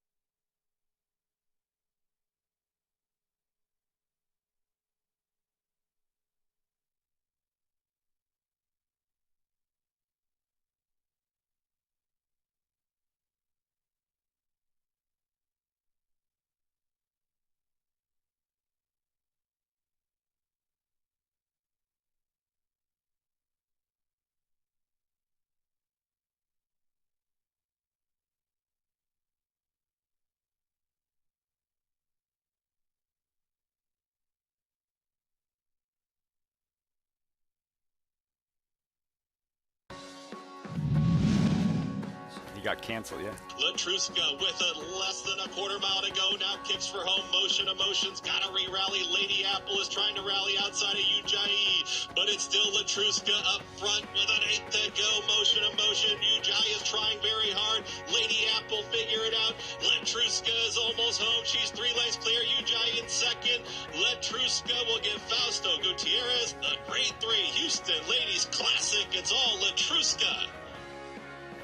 Front-running a wrecking ball, Latruska, in last year's Houston Ladies Classic. Saw a lot of that in 2021.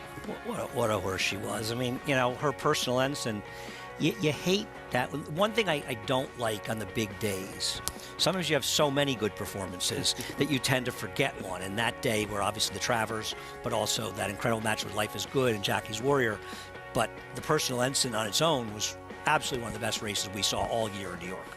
That day was an embarrassment of riches. Yeah. It was just one good race after another delivered, and Latruska was just so good all year. You know, she didn't run well in the Breeders' Cup, but every other dance she showed up. Adorable, hickory, tough mare, and shows you the quality of the Houston Ladies Classic. The mares, the Midnight Bees, who forever run bridle. We mentioned Breeders' Cup Distaff winner in 2017 at Del Mar. So who will be next? We're about to find out. We get set for this Grade 3 $400,000 Houston Ladies Classic, mild in a 16th. Older fillies and mares. Joel Rosario looking for back-to-back stakes wins. Pauline Pearl 1-2, field of 7 here. Does that feel about right? 1-2? Feels a little short to me. Feels a little short to me because I'm just not sure how good she is. But the reality of the race is it's not that competitive a field. The 5 and 6 feel overmatched. 6 a turf horse. So it's not a big enough field, and that makes her a bigger favorite. You know, Audrey's Time looks okay, the horse inside of her, Neil Pessin. And even though I like the 7, the Mary Rose, she's kind of a one-number horse. Where did that effort come from? For Pauline's Pearl, the best effort of her career, 98 Beyer speed figure in this Zia Park Oaks. Last start as a 3-year-old filly, Pauline's Pearl exerting her dominance late. Yeah, and just kind of a big, relentless stride. You know, interesting earlier you guys were talking about the dam of this horse, Hot Dixie Chick. She was fast. She was quick. She used her speed to win the spin away in Saratoga. This mare definitely takes more over the paternal side of the family. Tap it longer, big striding, kind of, you know, grinding, keeps coming at you. Well, I like these Stone Street horses because we saw so many of their dams run. You know, I mean, some have been sold. There's the good horse that's sired the Dreaming of Julia, but you see a lot of them. You remember the horses, and we talk about this one. And it's one of the things I like about the game is seeing horses that we saw race and seeing their foals, not just the sires, but the dams as well. And also it shows how old we're getting. Pauline's Pearl, the 21 fantasy winner at Oaklawn Park. Horses in the paddock here. She is 1-2. Joel Rosario aboard for trainer Steve Asmussen. Stone Street, as Andy mentioned. If for whatever reason she might be vulnerable on this particular afternoon, Andy, where would you pivot for this Houston Ladies Classic? Oh, I'm going to be betting on the number 7 here. So you're the Mary Rose. Buying the last effort. It was huge. I mean, you look at the horses she ran against, that figure is completely legit. I remember watching it here and thinking, where the heck did it come from? I don't know where it came from. But the reality is, maybe she's a router and she didn't have any chances to go long because look at the rest of her career. Other than a muddy track, well, that muddy track race at Colonial, that was a mile. Mile and 16th at Oaklawn last year. They were 77 buyers. They towered over her other figures. So maybe she's just a horse that wanted to go long. And maybe she just found herself last time. I'll take 4-1 to find out. She runs her last race. She's going to beat Pauline's Pearl in all likelihood. The one to catch, yes? She's supposed to be in front. I mean, I'm hoping my man Raylu goes right to lead. I should have texted him and told him that. But you know what? He went to college. He's smart enough to know he's on long speed. And he was on a roll. Yeah, right. On a roll, did it all. I think he should be in front, but even if he's not, he's going to be having control of the race from the outside. And, you know, if somebody goes, he can sit second and control the race from there. The way she finished, she sprinted home last time. I agree with Andy. She runs anywhere close to that. A filly like Pauline's Pearl, who is kind of one-paced and keeps grinding, is not going to be able to match strides with her. She'll sprint away from her. What's the logical explanation? Where can, it's not like she had raced 3, 4, 5 times. Steve Asmussen almost tripped. That was a 15th race of her career, and for her to improve that, how does that happen? Well, it is a big improvement, but it's only her 3rd time going long on the dirt. So maybe she's a horse that just needed to go long to show her best. Now, having said that, it still was a gigantic improvement, and you want to see it again. We call them one-number horses. Sometimes they never run back to those numbers. But look at the race that we just saw at Oaklawn Park with that horse coming off the layoff, ran the 71 by her. She came back and she ran it again.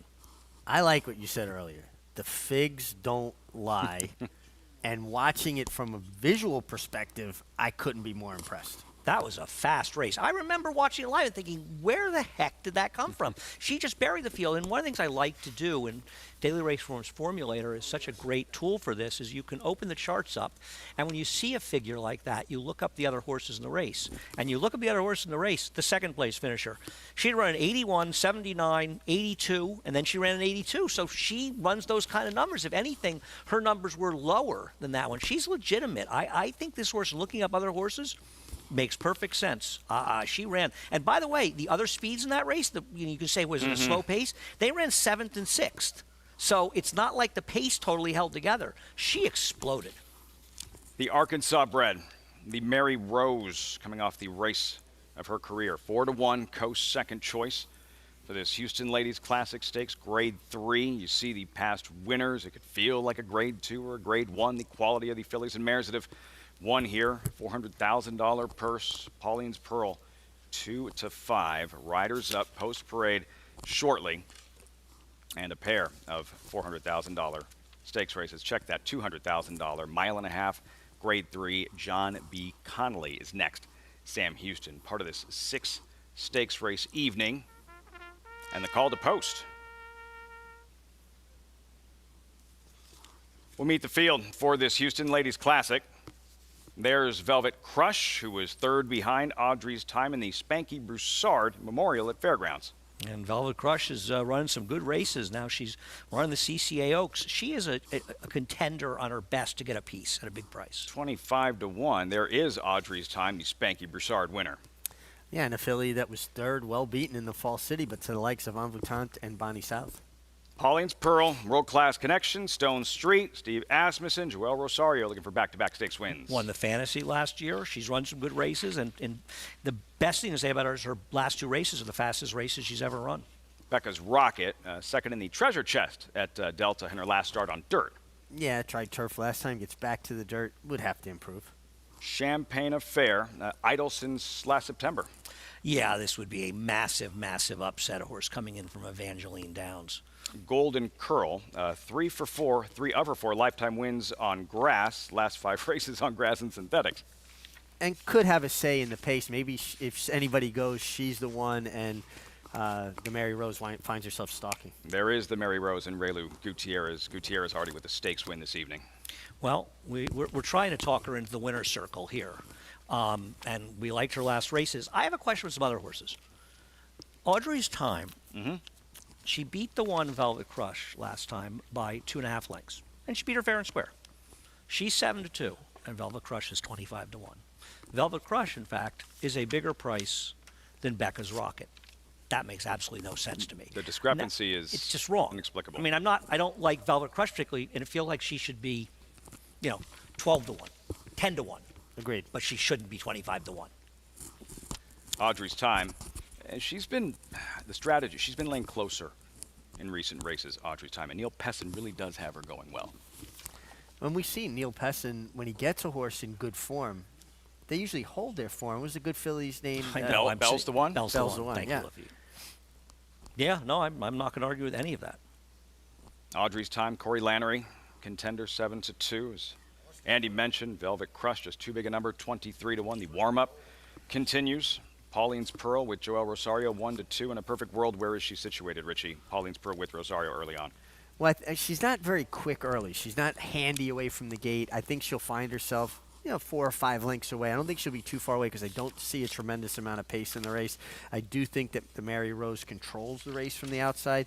I think potentially the 6 Golden Curl could show some speed, and if she does, he's just stalking from the outside. But let me ask you a question. You're riding the Mary Rose. You're the fastest horse in the race. Don't you want to be in front, put a little distance between yourself and the other ones? Why do you want to let the 3, Pauline's Pearl, get closer than she needs to be? Well, I think from a tactical standpoint, not that I necessarily am going to force myself to go to the lead into the first turn. If I wind up laying second stalking, but at the 3/8 pole, if I've got horse, it's Katie bar the door. I'm not going to allow her to build into momentum. I'm going to allow my mare to pick it up because she's shown a turn of foot. What she did last time was acceleration. Yeah, no, I agree. I agree. You're right. She's shown that she doesn't need to, sort of get lucky on the front end. Right. But she may have a real tactical advantage on these. And knowing Ray Lou, I can't imagine he's not looking to take advantage of it. But even if he's in front, the Mary Rose, the art to riding a front runner is to dole out the speed in a way that puts your rivals at a disadvantage. It's not to go to the lead and go as slow as you can for as long as you can and allow a horse with a long stride into race. I always got frustrated watching guys hold a horse up until the closers were on top of them. So essentially, your strategy was to outkick the kickers. That's just wrong, right? I agree, and I think it's once again, like you say, use your speed. Make them chase as a weapon. Take them off the bridle, stretch their run out, sap their energy chasing you. And that's one of the reasons that Nick's Go was as good as he was. I remember Complexity when he won the Champagne. All the chasers, they got tired out from trying to keep up with him. And they have the ability to go fast and the stamina to do it. Make them play your game, and they start playing your game, and they just get too tired out. Yeah. So that's maybe the mindset of a Raylo Gutierrez, building a bigger cushion early on with the Mary Rose. What about Joelle Rosario, seeing what the Mary Rose did in her last start and that blowout win, and she's out in front? How cognizant is he of that on a 3-5 favorite? And is he, perhaps a little more aggressive and not willing to let the Mary Rose build that much separation between he and Pauline's Pearl? Your best riders prepare. They do their homework. That's watching race films. That's, knowing the horses, talking to the connections about them. He's very aware of the fact that she's a bit one-paced and that he's going to have to start into her run a little earlier to make use of her stride, because that's her strong suit is her stamina and her ability to continue or make a longer run. And I think if the 7 makes it easier for her to make up that ground, it's going to help that one. And listen, based on her last race, the Mary Rose may be the equal, if not better, than the favorite. But it still doesn't hurt to have any advantage you can, and she's stepping up way. It's a big step up. I mean, Pauline's Pearls, is she running against the best horses? No, but she lost to Army Wife. She's pretty darn good. She's running against some pretty decent horses. She did lose to Malvat, and she got easily beaten by her. But she's running against some okay horses, better horses than the Mary Rose is running against, that's for sure. Strength of schedule in her favor, Pauline's Pearl. $400,000 Houston Ladies Classic circling about as we have reached post time. How long did it take for you, Meg, to get used to these situations, the pressure that comes with riding a heavy favorite in a lucrative graded stakes race? It's funny. You can go through a bunch of scenarios, you do your homework, you prepare, and once you get on the racetrack, all that kind of leaves you. You have your plan, you know what you want to do, you're hoping to get away from the gate cleanly, you're doing whatever due diligence you can to make sure your horse is squared up and standing properly. Get away from there clean. Once you're out there, all of that kind of fades away. That just becomes background noise. You rode for decades. My father rode for decades. There was a reason he was always the last one out of the jocks room heading into the paddock. He didn't like all of the socializing. He didn't like all of the conversation that would have to take place. That part to him was a little bit of a distraction. He wasn't comfortable till he got that leg up and that was home. That's where everything made sense and felt most comfortable to him. Well, that's a comfort zone. Now game on. Let's. I'm here to do my job. I'm with the horse. This is my dance partner, and I need to get in sync with my dance partner. And I agree. Sometimes the whole social aspect of it could be a bit much and a bit distracting. I was going to make a joke, and you know how much respect I have for father. He's laid out of the room because he forgot his helmet usually or something like that. But you're a social animal, Rich. Yeah, you like the socializing. You have no idea how many times he left without his cap cover. He walked out without his silks. That was it. Mike Smith he'll tell you now when they were in the Santa Anita locker room in the jocks room the last few years of my father's career. He said, I'm I'm babysitting. Lafitte, you forgot your whip. You don't have your cab covered. He was very focused on on the horses. That's where it made sense. And I think for Joel Rosario, he has that right even temperament. He never gets too high, never gets too low, and that right mindset for riding in these pressure-packed situations that he does seemingly on a weekly basis. And Andy's right. I was definitely more of a social butterfly. Well, I used to like to get to the paddock late because I didn't want too many instructions. I knew what I wanted to do. That makes sense.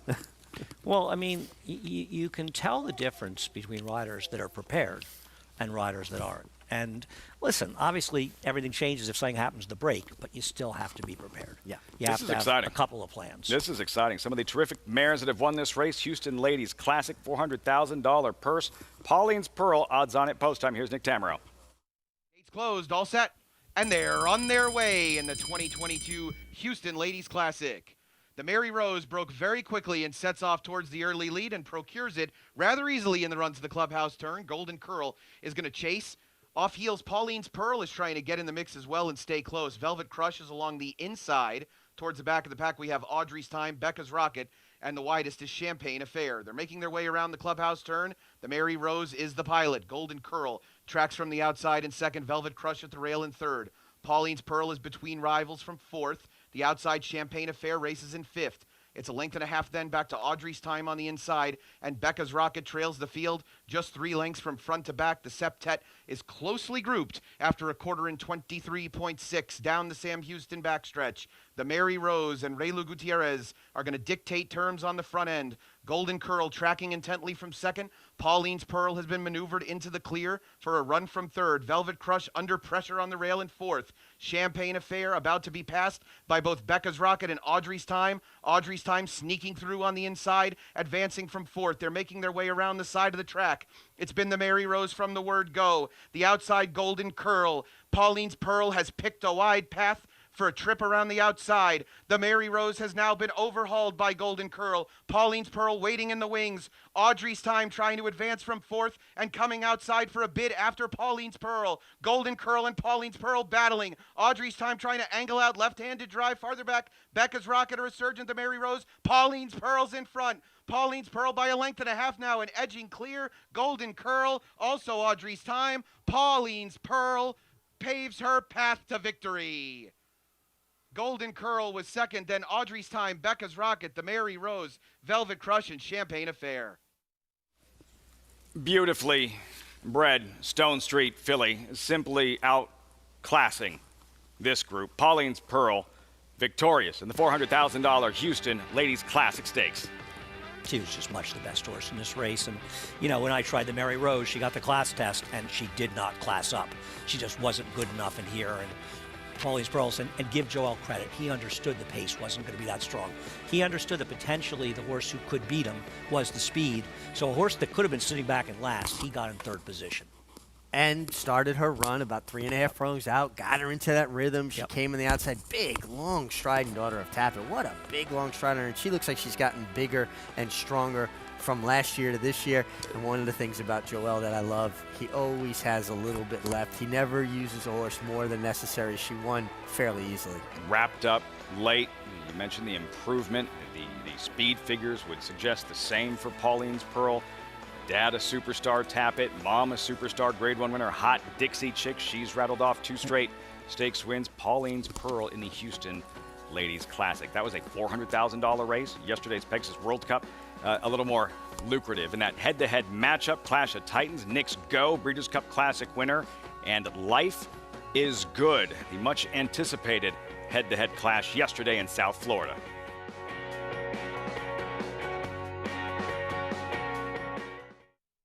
Start spreading the news. If you're looking to win in New York, then breed in New York. To War Dancer, the millionaire son of Warfront, and New York's #1 sire of 3-year-olds. Breed to a proven performer, the #1 second crop sire at the Saratoga meet with multiple winners at Belmont and Aqueduct. Earn double the New York Breeders' Awards and participate in the New York Stallion Series with $2 million in purses. War Dancer, proud to stand in New York. Visit wardancerstud.com.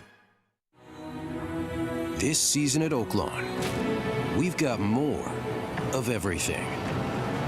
More of the top thoroughbreds in the world. days of live racing and the largest purses in our history. All at a completely reimagined Oaklawn.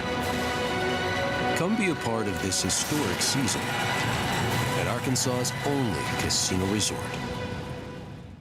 Good Magic's in front. Good Magic pulls away from Solomini.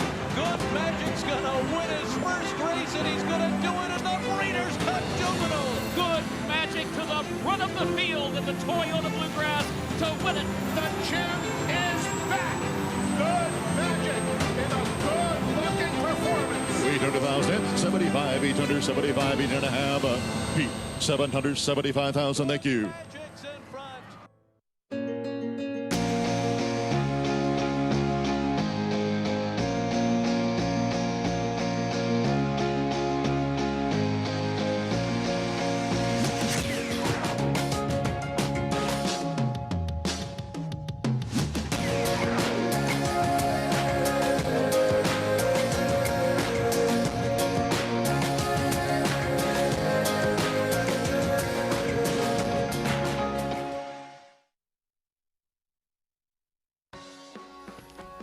Welcome back to America's Day at the Races, where we just saw Pauline's Pearl take down the Houston Ladies Classic. As always, coverage brought to you in part by Naira Bets, but any track, anywhere, anytime with Naira Bets. Chalk players, they bet on that filly, and they were 100% correct on this afternoon. Pauline's Pearl, Andy, just too much class in the Houston Ladies Classic. Just better than these horses. And, you know, like I said, I tried with the Mary Rose. She didn't class up. She ran that big number. She may never run it again. She certainly didn't run it here. But Pauline's Pearl had the resume. And I'll say something else about the handling of her while she's idling around the turn. She's not as good as the best horses in her class. And they saw that when they ran her. They had to take a shot in the Oaks. So where have they run her since the Kentucky Oaks, where she wasn't competitive? The Iowa Oaks, the Charlestown Oaks, the Remington Park Oaks, the Zia Park Oaks, the Lays Classic. She's now about $25,000 short of being a millionaire. So in other words, she's not beating Malathot. She's not beating Clariere. She's not beating Search Results. But she's good enough to beat these horses and make an awful lot of money in doing it. This is very, very good handling. Has she improved enough where you revisit that conversation, though, moving forward and run her I think that's the decision they have to make. You know, they make their next start. What are they looking at? They're thinking, do we want to take on the Apple Blossom? It'll obviously make her worth a lot more as a broodmare, but they're not going to sell her. They're going to breed her in all likelihood. So that doesn't matter as much to them. But maybe they do. Maybe they do think about the Apple Blossom or the La Troyenne at Churchill Downs and take that shot. And you take that shot early in the season. If it doesn't work out, then you look at the lesser races. So we're not ready to say she's the Truska, Midnight Bizu, Forever and Vital just yet. I like what I saw. I think she took a step forward. I do think that she could throw her hat in the ring here, but she's going to have to improve. Right. The race that should be earmarked for her is the Delaware Park Handicap going a mile and a quarter, because she will run all day. Is it still a mile and a quarter or is it a mile and an eighth now? I hope they didn't back it up. It used to be a mile and a quarter, but a mile and a quarter would suit her very well. Because she's more, it's a, I don't want to say grind, because that doesn't, she's better than that. I think she's classier than that. But it's not an acceleration. It is a building of momentum. A continuous just run. Keeps going and going. Yeah, despite her pedigree. Seems like she won't have a problem with the distance. Hot Dixie Chick, her mother, a Grade 1 winner at a sprint distance. Tappet could run all day. Pauline's Pearl, and a second stakes win for Joel Rosario on this big night at Sam Houston Race Park here for the John B. Conley Turf Cup. The boys going a mile and a half, scratch numbers 13 and 14, or just take out numbers 13 and 14. Early on, that's the Rosario Show and a Journey to Freedom. Odds on 4-5. The Connolly is next from Sam Houston Race Park, winding things down on America's Day at the Races.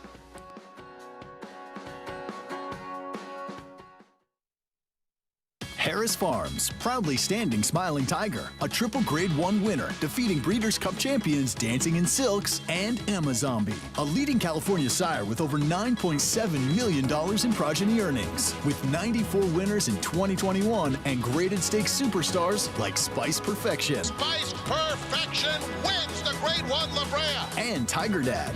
Smiling Tiger, a leading California sire, standing at Harris Farms. It pays to be cow bred.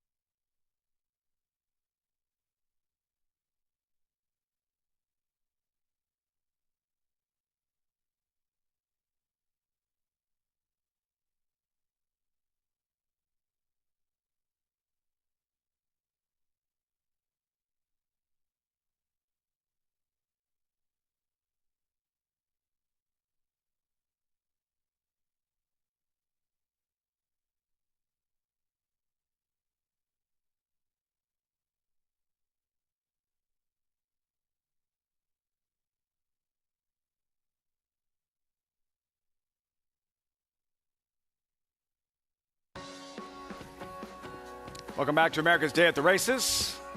Canceled last couple of days. The snow falling in New York here at Aqueduct. I could just see Richie. Why are we canceling?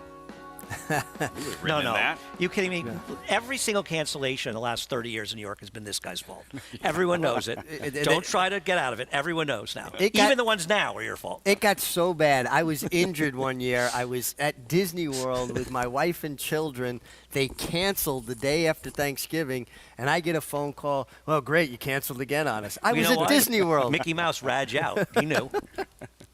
No such weather concerns in South Florida yesterday in this highly anticipated matchup between Nixco and Life is Good in the Pegasus World Cup here.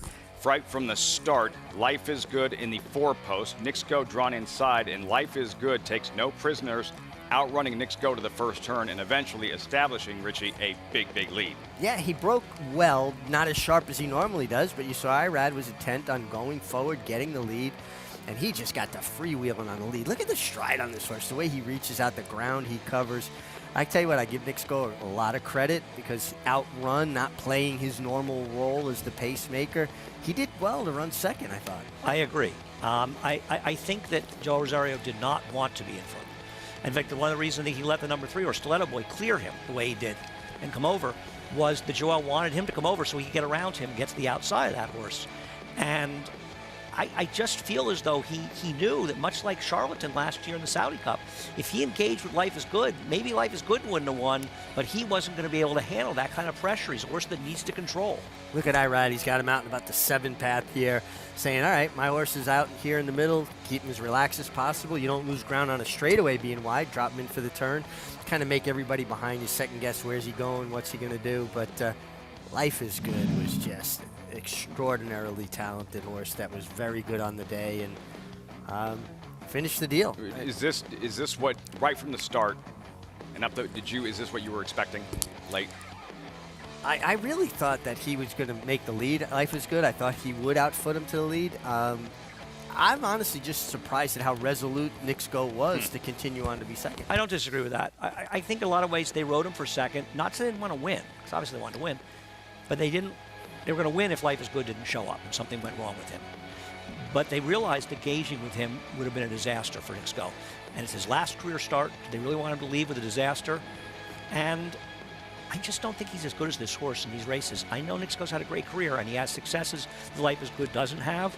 But to me, Life is Good is a brilliant horse. Nixco's a very good horse. Life is Good's brilliant. How certain horses just get the blood pumping. You see the stats there and what's been accomplished thus far. Yes, Life is really good for everyone associated with this brilliant, promising colt. How special, how good do you think he is? Well, I think we would have had to find out if he could get a 1.5 miles in the Belmont Stakes, because he would have gone into it probably to try to win the Triple Crown. Now, as it turned out, we saw an extremely strong Belmont Stakes, and the way that race was run and the pace and all those things might not have worked out for him. But I do think this horse would have been very tough to beat in the Kentucky Derby had he been in there, and probably the Preakness as well. Andy brought up something very interesting earlier that I hope it all comes to fruition. And that's Flightline, and he and several other talented Speaker's runners. Corner won yesterday.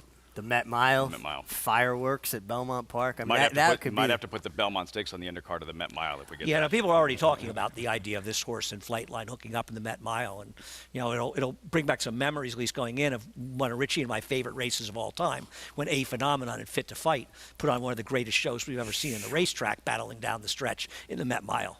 Well, that's the beauty of the Met Mile. You get some horses turning back in distance, sprinters stretching to the mile, and Jerry Bailey put on an absolutely brilliant ride that day to best A Phenomenon Angel Cordero. And A Phenomenon, to be fair to Angel, probably didn't really want a mile, but Fit to Fight, because Jerry put him into position, was able to get it done. And Angel, who won with Bold Forbes going 1.5 miles in the Belmont Stakes, could hold a horse together as well as any rider. And if you've never seen that Met Mile, go to YouTube and look up. Was it 83 or 82 or 83? I thought it was 84, but I maybe 84. You know what? You're right. It's yeah. 84. Yeah. 84 Met Mile. Find it and watch it. It's on YouTube. It's great. Story time with Uncle Andy and Richie. Doesn't get any better on America's Day at the races. That was the Pegasus World Cup. And then, of course, there's the 3-year-olds now that are marching towards this year's Kentucky Derby. And at Oaklawn, it's the march towards the Arkansas Derby, yesterday's Southwest Stakes. And Newgrange, outside box. Where would he be positioned early? Dash attack undefeated on the inside. Newgrange, John Velasquez breaks sharp, establishing position going into that short run to the first turn. Yeah, and one of the things that makes Johnny as good as he is that he's a rider that gets his position going forward. He used Newgrange enough to make sure he wasn't caught too wide. He still had to race 3 wide around the first turn, but that is a function of the post position. But Andy, several times in the race, we talked about it earlier, he looked like he was through, and Johnny kept having to work on him, and then he would find some more, but he was running with the emergency brake on, stops and starts. Well, this horse has been able to control on the front end. And he had a very easy trip when he won. It was the Sham last time in California. Yep.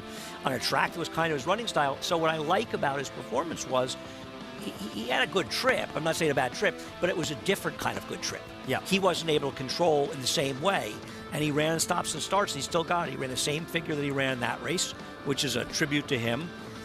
At this point, they all have to get a lot faster, but he's running speed figures that put him in the mix with the top 3-year-olds outside of Jack Christopher, who we don't ever even see him, much less know if he could get a mile a quarter. Yeah, he's up against it from a timeline standpoint. No Derby points. Trained by Bob Baffert, part of the Churchill Downs suspension. Can't run horses in the Derby, or horses trained by Baffert can't earn Derby points. We have to speculate because this is uncharted territory. The Derby point system has only been in place for 9 years, I believe 2014, the first year with California Chrome. So moving forward, if the ownership considers him a Derby prospect, undefeated 2-time stakes winner, if you had to speculate, eventually, do we see Newgrange in another stable if the suspension is upheld? Yes, you're going to see him in a new stable. You know, fortunately, they haven't missed 50-point races, so it doesn't really matter that they haven't got these points for these horses. If they're good enough, they're going to get there. But they're going to have to move new barns. It's very unlikely Bob Baffert will be allowed to run horses in the Kentucky Derby. Not impossible, but not unlikely. They're only 3-year-olds once in their life. They're eligible to run these classics once in their life. You can't deprive a good 3-year-old his opportunity because of the circumstances surrounding his conditioner. One shot. You see the Chiefs, they get to come back next year and try for the Super Bowl. Came up a little bit short this year, but they get to try, right? 3-year-olds, that one chance, and that being the road to the Kentucky Derby through Arkansas, and how productive that particular road has been over the years. So we'll see what happens. A story to follow. A hearing on the 7th of February for the Kentucky Horse Racing Commission for trainer Bob Baffert. So those are the boys in yesterday's Southwest Stakes. We still have live stakes racing coming up. Before we wind down the show, the $200,000 mile-and-a-half John B. Connolly Turf Cup Stakes have a chance to see the horses that have just arrived into the paddock. Field and updated odds, Andy. A journey to freedom, even money for this $200,000 event. And I think people are realizing that Abon, who beat him last time, flattered him because he ran very well in there. But he and Abon had the run of the race in that race, setting a slow pace, we assume, because they don't like to show times at Gulfstream. But I think Fantasioso, right now the 6 who's 9-1 is a massive overlay because he was compromised, and there's going to be more pace in here. So while the 11's the worst to beat, I think Fantasioso has a good chance to upset him. Fantasioso, spoiler alert perhaps, riders up, couple riders up, horses in the paddock, the $200,000 John B. Connolly Turf Cup Stakes, when America's Day at the Races continues. Run Happy, the #1 second prop sire by graded stakes winners and earnings. Run Happy is represented by Smile Happy, the Kentucky Derby individual future pool favorite. A leading dirt sire and now with an exciting Kentucky Derby hopeful. Call Bernie Sams now and book your mare to Eclipse champion Run Happy right now. Run Happy standing in stall 1 at Claiborne Farm. Need help in finalizing your picks for the next race? Check out the Track Master selections provided by Equibase on every U.S. thoroughbred and harness track on Naira Bets. Use these selections to get quick expert advice from professionals in the business. Check out the thumbs up graphic next to the pick and the wager pad and scroll down for more details on the horse. Track Master selections available on Naira Bets and the Naira Bets app. Nobody wants to fall into a safety net, but when adversity or hardship presents itself, it beats the alternative. Since 1943, the Jockey Club Safety Net Foundation has been serving those individuals and families in need across every facet of the thoroughbred industry. Help us continue to be the safety net and catch those most in need. Visit tjcfoundation.org to learn more. Racetrack Television Network brings you every race, from every track, on every screen, every day.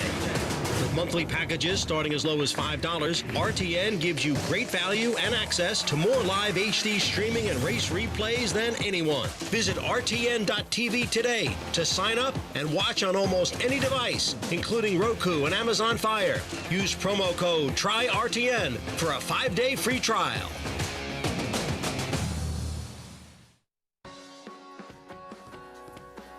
This is America's Day at the Races, as always, brought to you in part by Claiborne Farm. 100 years of doing the usual, unusually well. Gorgeous images from Claiborne. We have horses on the track in a post-parade brewing for this Grade 3 John B. Connolly Turf Cup Stakes. $200,000, mile and a half. And towards the outside, a Journey to Freedom, number 11.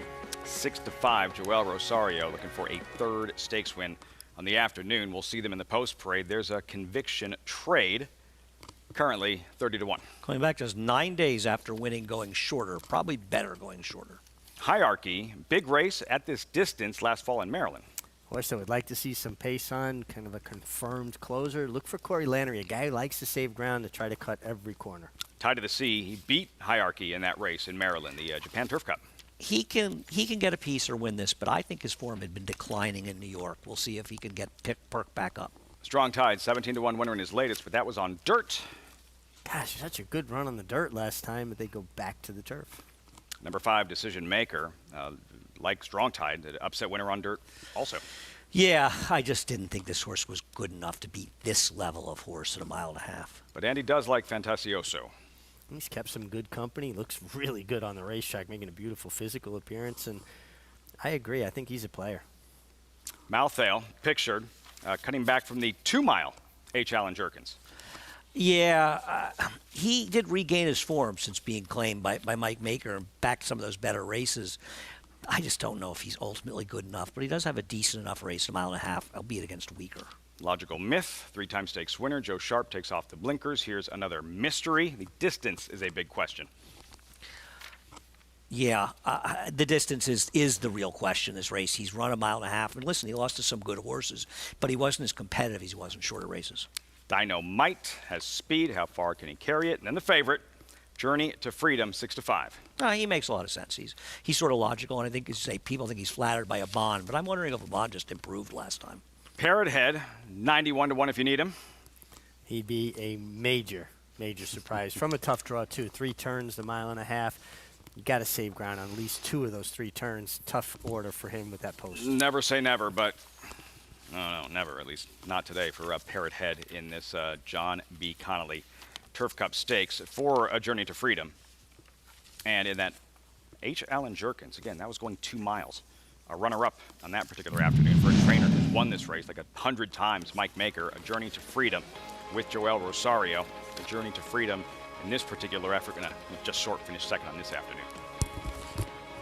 Yeah, this was an excellent ride for Journey to Freedom. Got in this race, actually, coming up in Saratoga. Beating some okay horses, I think he's all right. I don't think he has a resume, though, that makes him 6-5 in this race. I mean, do you disagree, Richie? I think there's a lot of Joel Rosario money right now. And I'm not denying he's a major player, but 6-5? Yeah, I agree. I think that has a lot to do with Joel Rosario being in the saddle. And that was such a clear illustration of what we had spoken about earlier with Joel Rosario. He was in traffic. He didn't check. He didn't steady. He just kind of waited a moment, eased out off of heels, didn't break his horse's momentum, and was able to run them down going a mile and a half. At this distance. That was such a clear illustration of what we were referring to earlier. And anyone that knows Joel, which we do, knows that's his personality. Yeah. He's just a cool customer. He doesn't rattle. You don't think that after maybe a tough day at Aqueduct, he's on the Belt Parkway driving home in traffic mad? I mean, does he? Not the first guy that comes to mind. There was a race in Florida. In fact, Todd Pletcher won with a first-time starter for WinStar yesterday. Swing shift? I think swing shift. Yeah.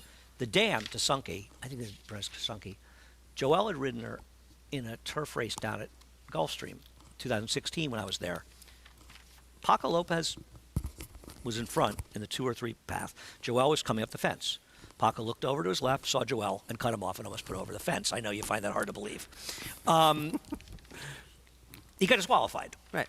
And Joel finished third. He got placed second. I saw Joel after the race, and I said, God, the guy almost pushed over the rail. He goes, sort of shrugged. Like, a lot of riders would not have shrugged at that. He just, unflappable.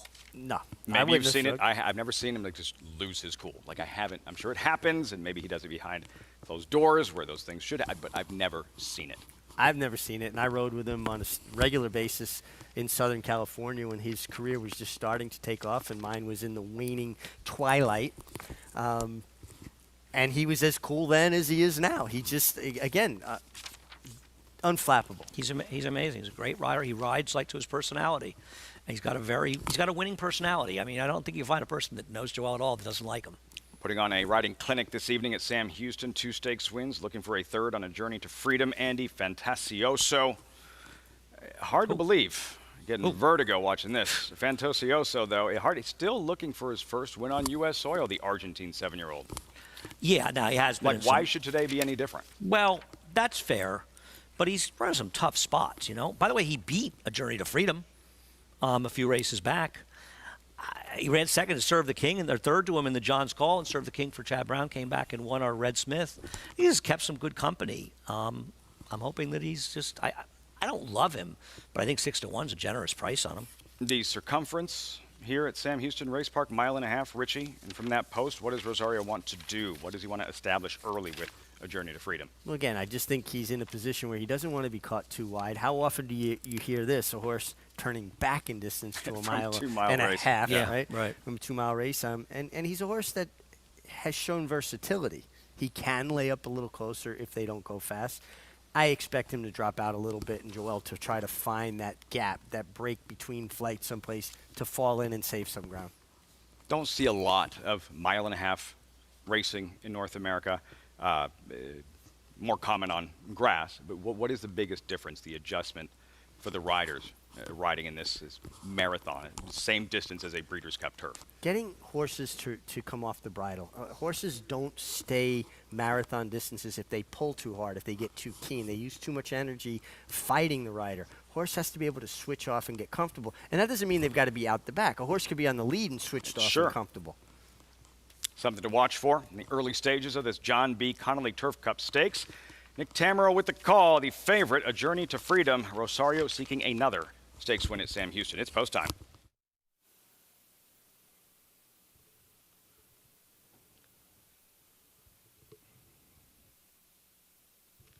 Decision Maker comes up. 3 back. Fantasioso. Joel Rosario and A Journey to Freedom looking for his 3rd straight stake win.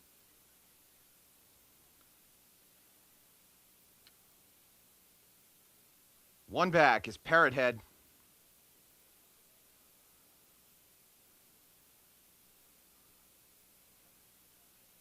Parrot Head. Still waiting for A Journey to Freedom to load up. Parrot Head. Looking for that lost shaker of salt.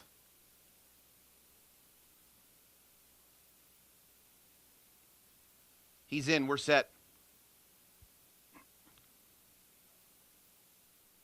Gates are back, and they're on their way in the 2022 John B. Connolly Turf Cup.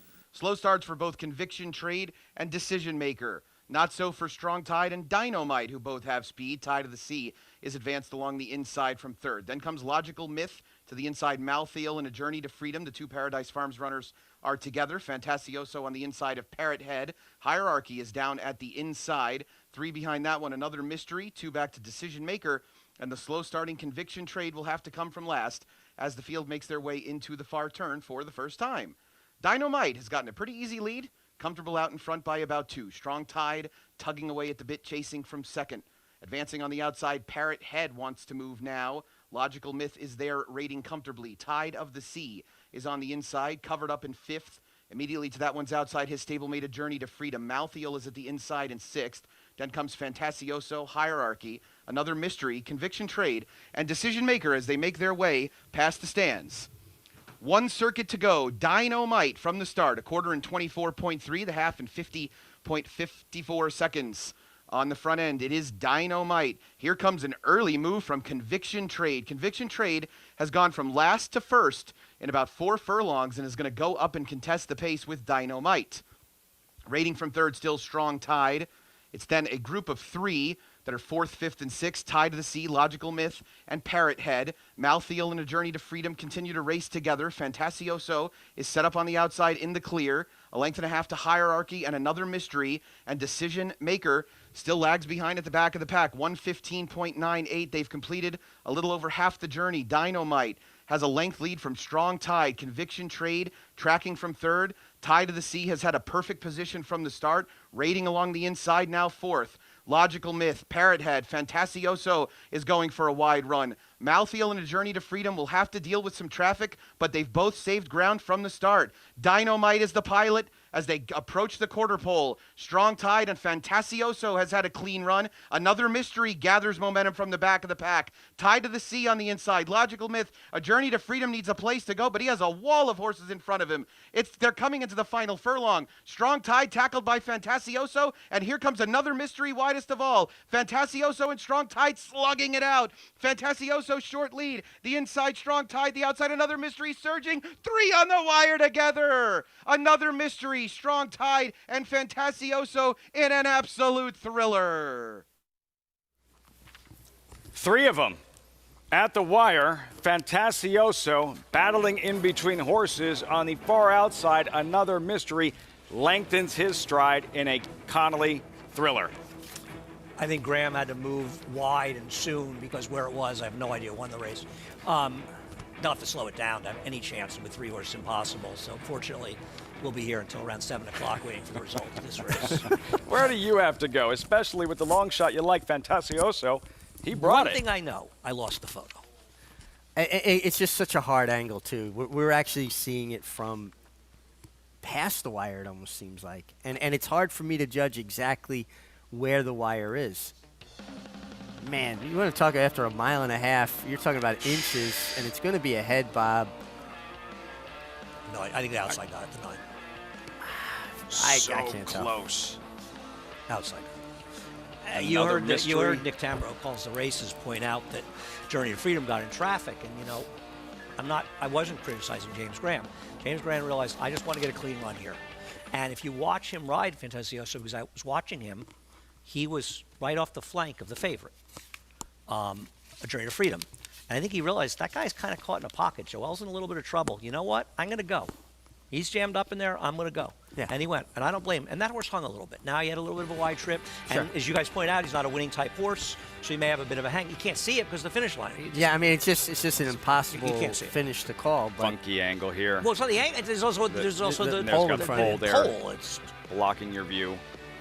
They were showing, they were waiting the official result of the photo. Another Mystery on the outside. What was the difference today where he was able to handle the distance where that was the big question going in? That's a great question. Good trip. I mean, good trip, slow pace. Yeah. Man, you're just seeing that pole in front. It's like the old on your ticket ob view. My mom's calling me. Can I take the call? She thinks she got the bob. She have Fantasioso. Exciting. This again, why we love turf racing. These exciting finishes. And as you mentioned, after go ahead, take the call. No. After a mile and a half for 3 horses to be separated by inches. Nothing. And it's great if you come out on the winning end of that photo. I used to hate, Andy, getting in a photo, not sure if I won or not. I would wait forever to come back because I wanted that number to be up before. I didn't want to see photo and have to wait it out. I wanted it to be up before, too. It's funny that you mentioned that because I'd like it to be up, too. Think Gary Stevens is watching? No. Strong Tide, Giovanni Franco inside. Oh, yeah. Battling bravely, Yeah, sure represents is. Franco, riding well Oaklawn. Here at Sam Houston, Strong Tide, who had come off that big win in his latest. That was on dirt. Performs at this level on grass. He was right there. Fantasioso and Another Mystery. 3 of them at the wire, awaiting the result of the photo. Not only they can show it as many times as they want, but because that pole is blocking it, this is a little different angle, though, isn't it? It doesn't No, it's matter. not. The pole is blocking it anyway, so who knows? But I do think the 9 won. I don't know. I don't think we'll be not here for an only hour was or two. Gary watching, he probably rode just as hard as Giovanni Franco. The Connolly here still awaiting the result of the photo. Strong tide. Fantioso looking for that elusive first win in the States for the Argentine. And on the outside, another mystery for Team Block, Chris Block.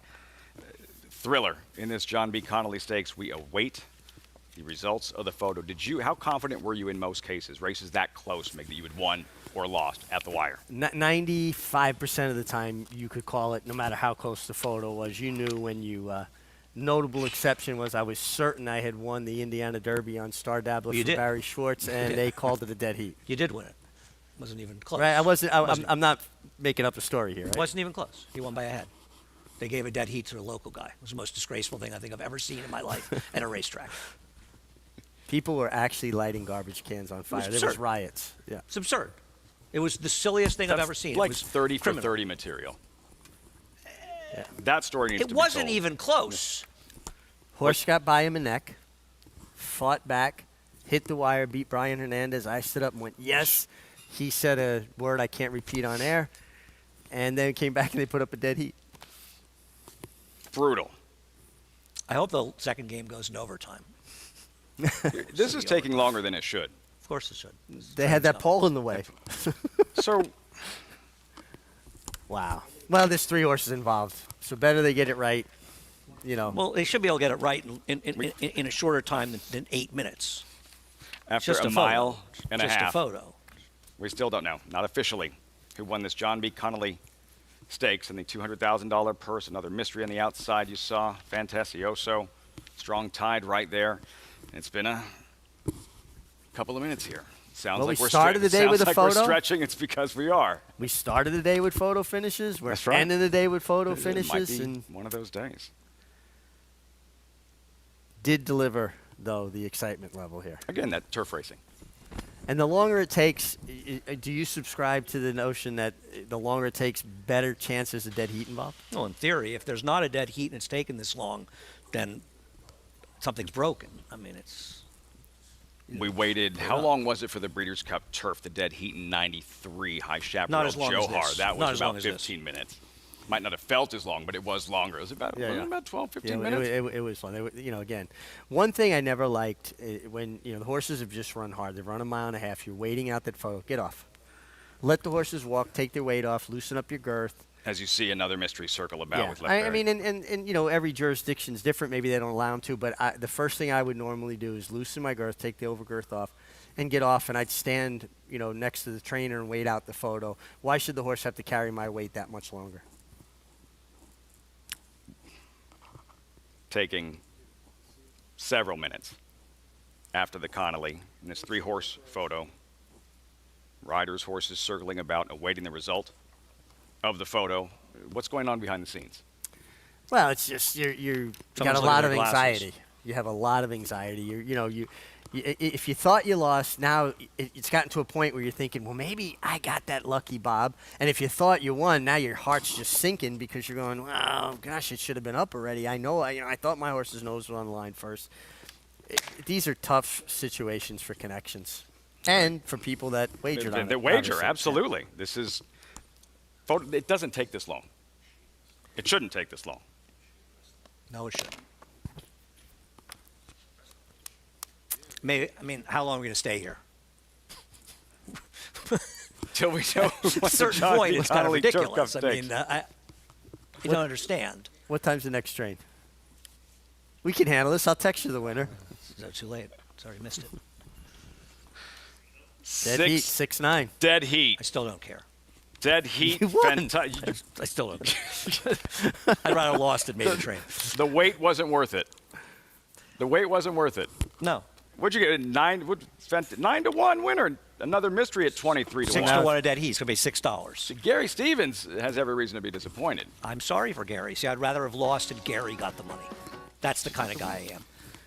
Fantasioso. We had said how long it had been. It was 8 starts in the States without a win here. Had to wait a little bit longer. A dead heat here. Fantasioso, another mystery. A couple of outsiders in this John B. Connolly Turf Stakes. Gentlemen.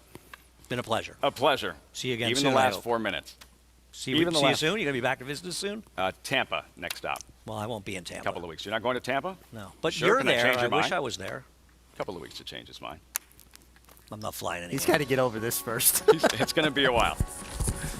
For Andy Serling, Richie Migliore, and Lafitte Pinkai, thanks so much for joining us on America's Day at the Races. Exciting day of racing. Stakes racing at Sam Houston. For Joel Rosario, Red Run. Too much in the stretch. Taking down the winner, share that $200,000 purse. And in the main event, Pauline's Pearl, Joel Rosario in the Houston Ladies Classic. Pauline's Pearl, the beautifully bred Stone Street filly, victorious in the Houston Ladies Classic Stakes. Have a great night, everyone. We'll see you next week.